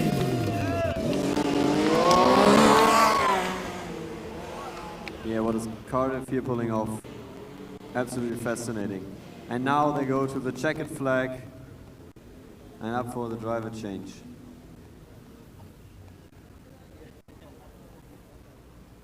Easy. What a redemption as well for Aaron, who only was able to drive one single lap or close to one lap at FSUK until they DNF'd in the endurance. Yeah, you're right. And meanwhile, we see the Hamburg car stopping on track.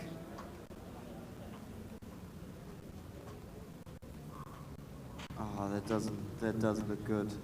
So close to the end. Yeah, Bern is still running, getting yellow flags in a second.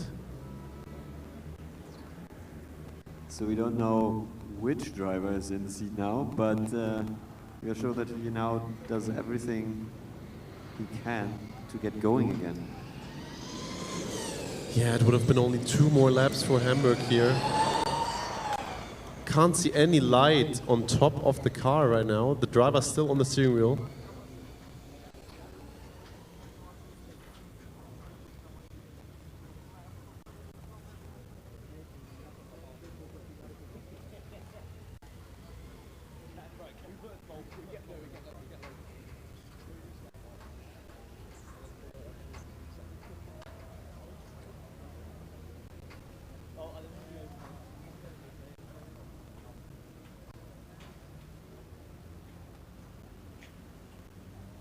Visor is open now. Marshall's at the car. And this, unfortunately, will be a DNF for Ignition from Hamburg.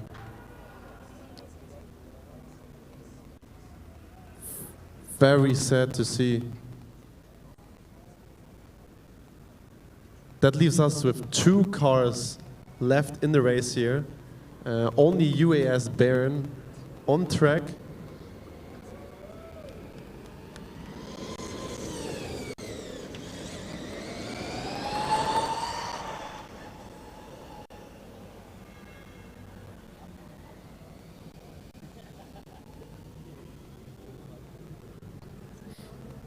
Let's hope Cardiff can get their engine running again in the driver change area. Bern Racing here, we can see their stats. Overall 19th in the upper third, and most of the statics and also dynamics.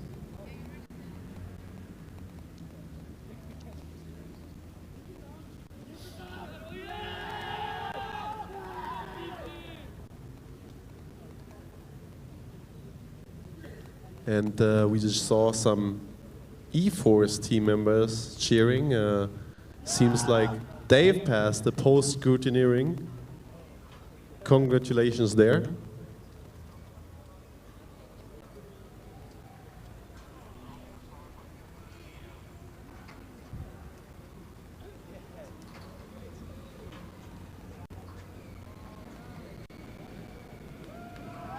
Yeah, Baron continuing with consistent times of 1:16 to 1:17. Yeah, just passing by the stage. With their also very unique sideboard design, I would say. Yeah, Stefan mentioned earlier, their cooling solution is quite unique to the Formula student. Yeah, I totally agree on that.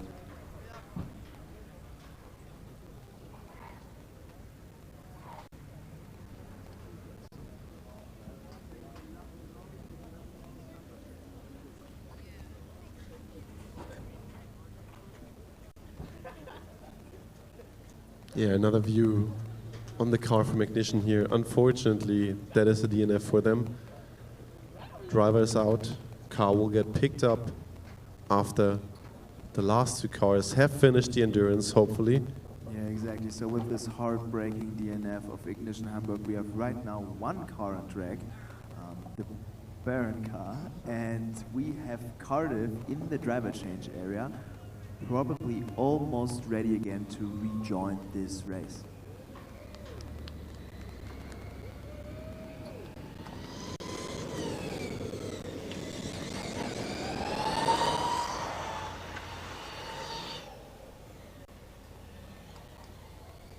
So pretty much the ideal conditions for Bern now. The track is empty, they're just with the car, so the driver can absolutely focus and push to showcase what's the potential that the car promises and what the team worked so many months towards to achieve.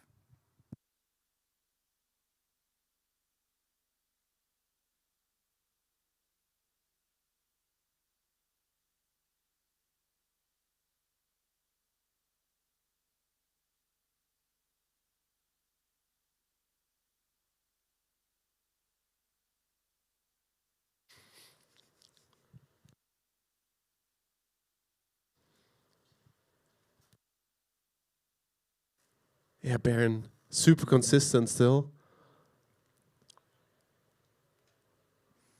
I think the driver's in the flow now, ticking like a Swiss clockwork.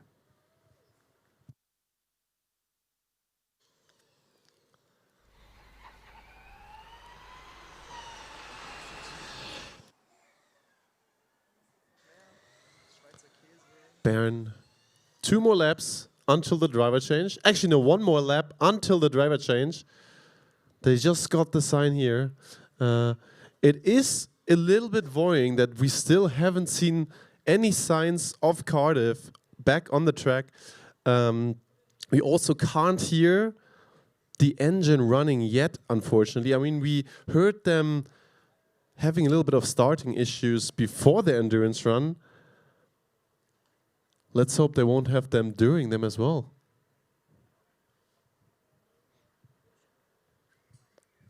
Yeah, that's definitely not what we want to see. I mean, the first stint was absolutely amazingly fast.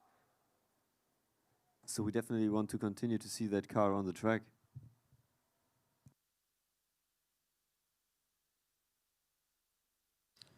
Yeah, Cardiff really taking on here some of the all-wheel drive electric cars. Yes, I mean, they're definitely car out there competing for the lead. So it would be an absolute bummer if they can't continue with this endurance race. And that's a checked flag #1 for the Bern car. They are leaving the track towards the driver change area. So we see them in 3 minutes, hopefully. Yeah, it feels like in the grandstands we can still see some team members from Bern cheering on for their team. Cardiff now pushing away. The helmet of the driver is off, meaning that it seems like they could not crash the CV party. CO2 disqualified. We don't have information yet on why exactly, but yeah, super unfortunate for them. Honestly, gutted. I mean, This really spiced up the CV competition again. Definitely another twist that we didn't anticipate at all before. Yeah, I definitely agree. This is very sad to see. I mean, we have seen it, Aaron taking the cones up the hill. It was super impressive. I mean, the car was sticking to the ground. He had so much confidence, close to the cones, and basically hitting none of these. Yeah, and I think there were a lot of combustion teams in the pits right now that were in fear that their podium position could be challenged by this absolutely beast of a car that the Cardiff University brought here. Yeah, I was really surprised to see how balanced it was as well. I mean, the rear wing doesn't even look that huge, but they were still, despite whipping up that hill here, they weren't oversteering at all in any times. Yeah, I absolutely agree. And specifically in the first chicane up the hill, we saw a lot of cars losing the rear, and we didn't see that at all with the Cardiff car. Baron, now I'm talking to the scrutineers here. Seems like they got the second driver in the car now and are back running towards the green flag, being the last car on the track, and they got no one ahead of them for 11 kilometers now. Yeah, this was the last green flag for this competition now.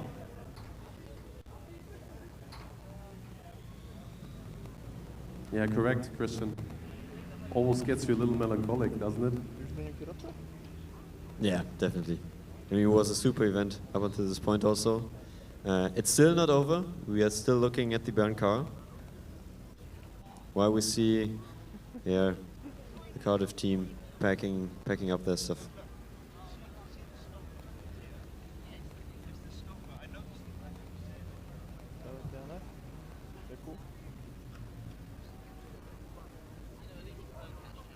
Yeah, here we can see their stats again. I mean, they definitely had the shot here.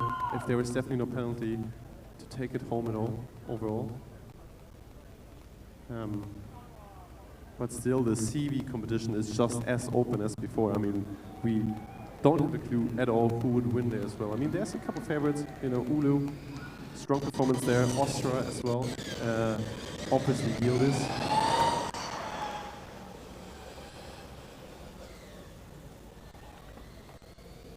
Bayern now finishing their first lap of the second driver.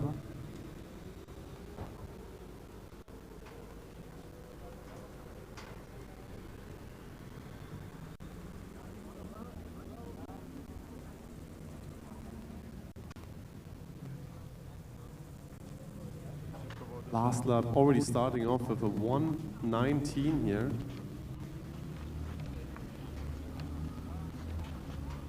The first lap. Second driver immediately having confidence. I mean, with track temperatures like we have right now, they're not even cooling off here. Yeah, and the Bern car now has the track to itself. One of 3 Swiss teams that competed at this competition. I think I haven't seen the UAS Zurich car drive at all. And the AMZ car by the ETH Zurich, those were in the finale today. So I think it's up to them to set their place within those Swiss teams. And they have a big slide there. E27 really pushing it here. Really putting on a show as the last car on track. I couldn't really tell whether they hit that cone or not. But we'll see after the award ceremony.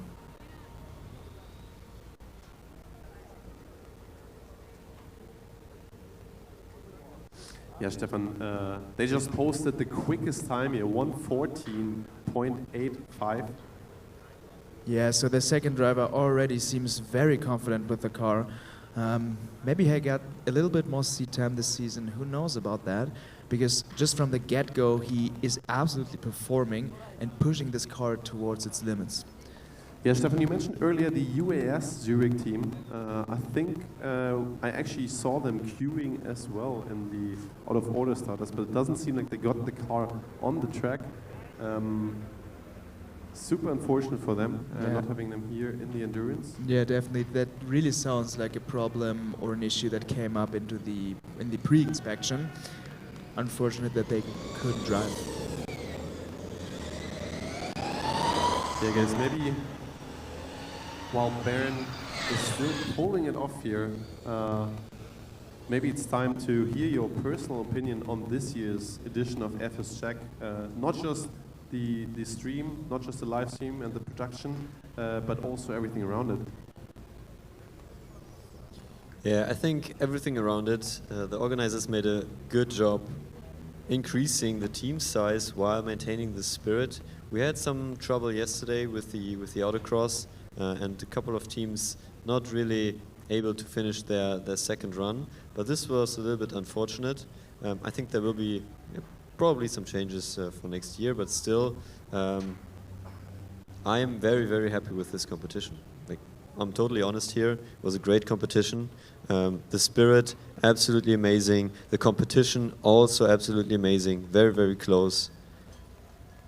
And yeah, I think I'll go home with a happy smile on my face. Yes, I definitely agree on that one, Christian. I think this competition attracted a lot of teams from all over Europe and the world coming here in such a close competition. I think we've seen some of the best Formula student racing that exists in the world, especially with that endurance race today. This was absolutely exciting to watch, and I think even on the static disciplines, there were some teams that delivered outstanding performances. So I think very, very professionally judged by all of the officials here. They did a great job on and off the track. So shout outs to the Formula Student Czech team that worked so hard to make this beautiful event possible for all of our visitors and team members. Yeah, guys, I agree with you. I mean, it's the biggest event that has ever been hosted here in Most. We saw the numbers at the award, at the opening ceremony. 68 teams here, almost doubling from just 5 years ago.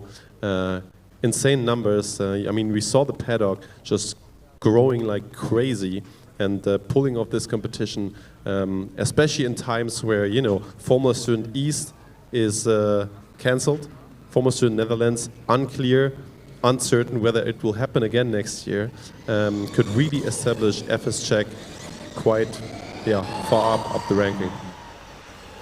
Yeah, specifically with this competition, I think the competition factor also in the world ranking list for this event will go up by quite a bit, because we have basically seen all the top teams from the world ranking list here right now. And yeah, this was also very impressive to see them on track and all of them basically finishing endurance. And what I really loved, something that I'll call an openness to technology, because we had combustion cars competing here, we had electric vehicles competing here, but we had great competitions in our driverless categories as well. One of the few events that offers this option to present the cutting-edge technology that the teams are working on within their driverless system. And I think we had a very competitive event here with a lot of teams trying to show off what they can. Especially if I think back to the track drive event yesterday, this was absolutely phenomenal what the two finishers could actually pull off. So congratulations, and I'm looking forward to see those guys on the stage celebrating their wins. Back to the track action. Baron now on 1:13.4 lap times, just posting their best lap times. It doesn't seem like the car is slowing down at all. Driver getting more and more comfortable with the track. We see him, you know, going super, super wide on the entry to the... Oh, and just as I mentioned that, he does a mistake. I was actually going to say, because the previous laps he was always super close to the grass on the left side, on the entry of the first turn up the hill. This time he wasn't, and he immediately went off course. Yeah, Jonas, it happened again. I mean, we're just speaking about something, and then the complete opposite happens. kind of jinxing the situation, and yeah, I mean, didn't really happen much, but yeah, I think it was a small oops moment for him. Yeah, we saw it with a couple cone moments. We saw it when we also jinxed the reliability of one car at one time. Unfortunate in those moments, but what can you do? We had that question from the audience, what happened to the Ignition Hamburg car? We are not entirely sure what the cause of the problem is, but the car just stopped on track, left the high voltage state, so the TS went off and then the driver just could not restart the car. What the exact issue was, we cannot tell that right now. Baron here back on the previously used line. Way smoother up the hill this time. Yeah, the driver figured out how to get that turn as quickly as possible. And now down the hill, just flowing with the corners. Yeah, the car looks super handleable, super drivable actually. The front wing just barely scraping at the cones. So I think the driver has a lot of control that he can offer to the track. Yeah, again, in these corners, super important to keep the speed high, keep the flow going. You know, you don't want abrupt start and stops there. Don't want to step on the brakes too heavily. And we can also see that Baron is not touching the ground here after the bump, or rather here that they are not doing it. Yes, so either the suspension is optimized for that, or maybe they have a little bit more clearance underneath their front wing. I think they do, to be honest. I think they do. Their front wing seems to be a little further up. Yeah, I mean, aerodynamic concepts are quite different, and you can make use of that ground effect with your front wing.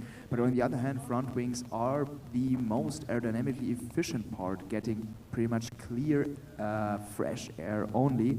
So they're very, very efficient in their downforce to drag ratio. If they are working with their aerodynamic devices down the car, so maybe with their diffuser section or their prominent cooling side wings, then this might not be an aerodynamic strategical issue with that.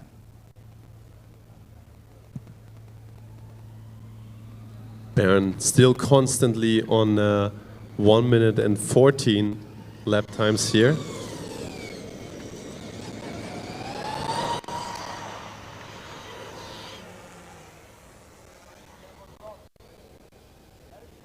Two more laps for them after they've just crossed the line.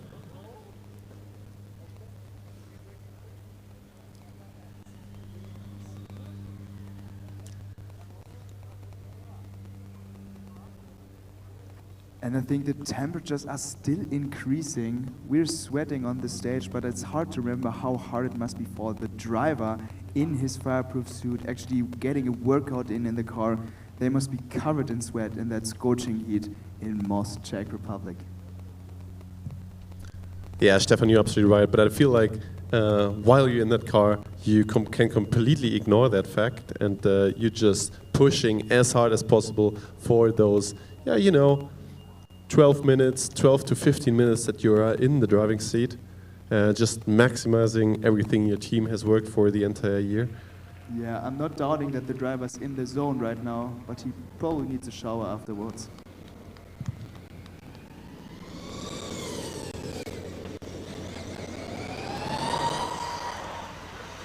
(1:13.76), the previous lap here, almost closing into his best lap again, and now also getting the sign for the very last lap of action here in Most. One more time uphill, this chicane. Now staying close at the entry because we will have a tight corner up there. Another hairpin up on the hill. Going downhill now. It's a fast flowing one. We've seen a lot of teams just overdoing it a little bit on the way downhill. They're down the mountain now, coming back towards us. Just about 500 meters, passing their team one more time in a few seconds. Quick, fast left and right-handers here onto one straight. So team members celebrate. Yes, that's the spirit we want to see. It's your last lap, you're almost finished endurance.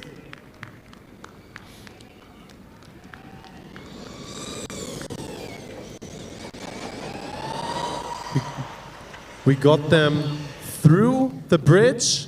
One more lap. The checkered flag is out. And there they finish. Congratulations, UAS Bern. You deserve that. What a strong performance at the very end of endurance.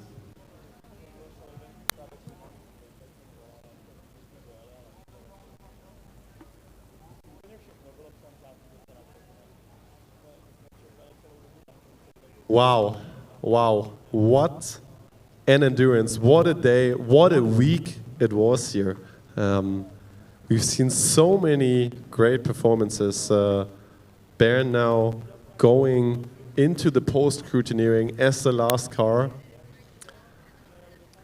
This might take a while for them. And maybe to recap the day a little bit, we had so many cars running today, so many cars finishing endurance, which is such a big success for all of the teams that have been participating here. We had very, very close competitions in the EV and the CV class. The CV class always almost being upset in the end with that Cardiff car coming into the out of order session.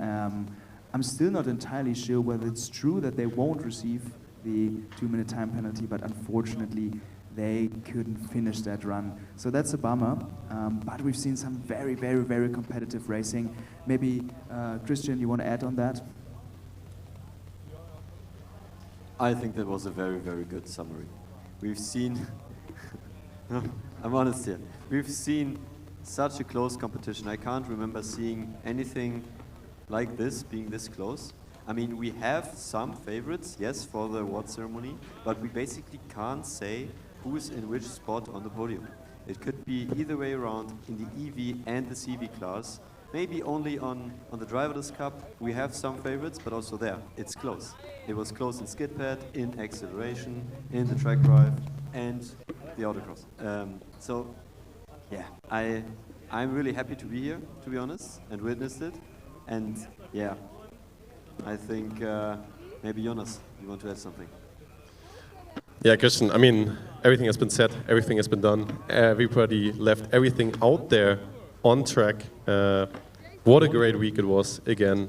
Great performances. I can't wait for the award ceremony at 9 p.m., which will also be streamed, where we will eagerly wait for the winners of this competition in every category, as you just mentioned. So yeah, grab something for dinner and join us later again. Yeah, so I guess from our side, nothing more to say than thank you for joining the stream here. Thank you to the production team and the organizers again, once more. Thank you for the great shots and for staying with us for the entire time. Thank you for the interviews. And yeah, hope to see you all very, very soon.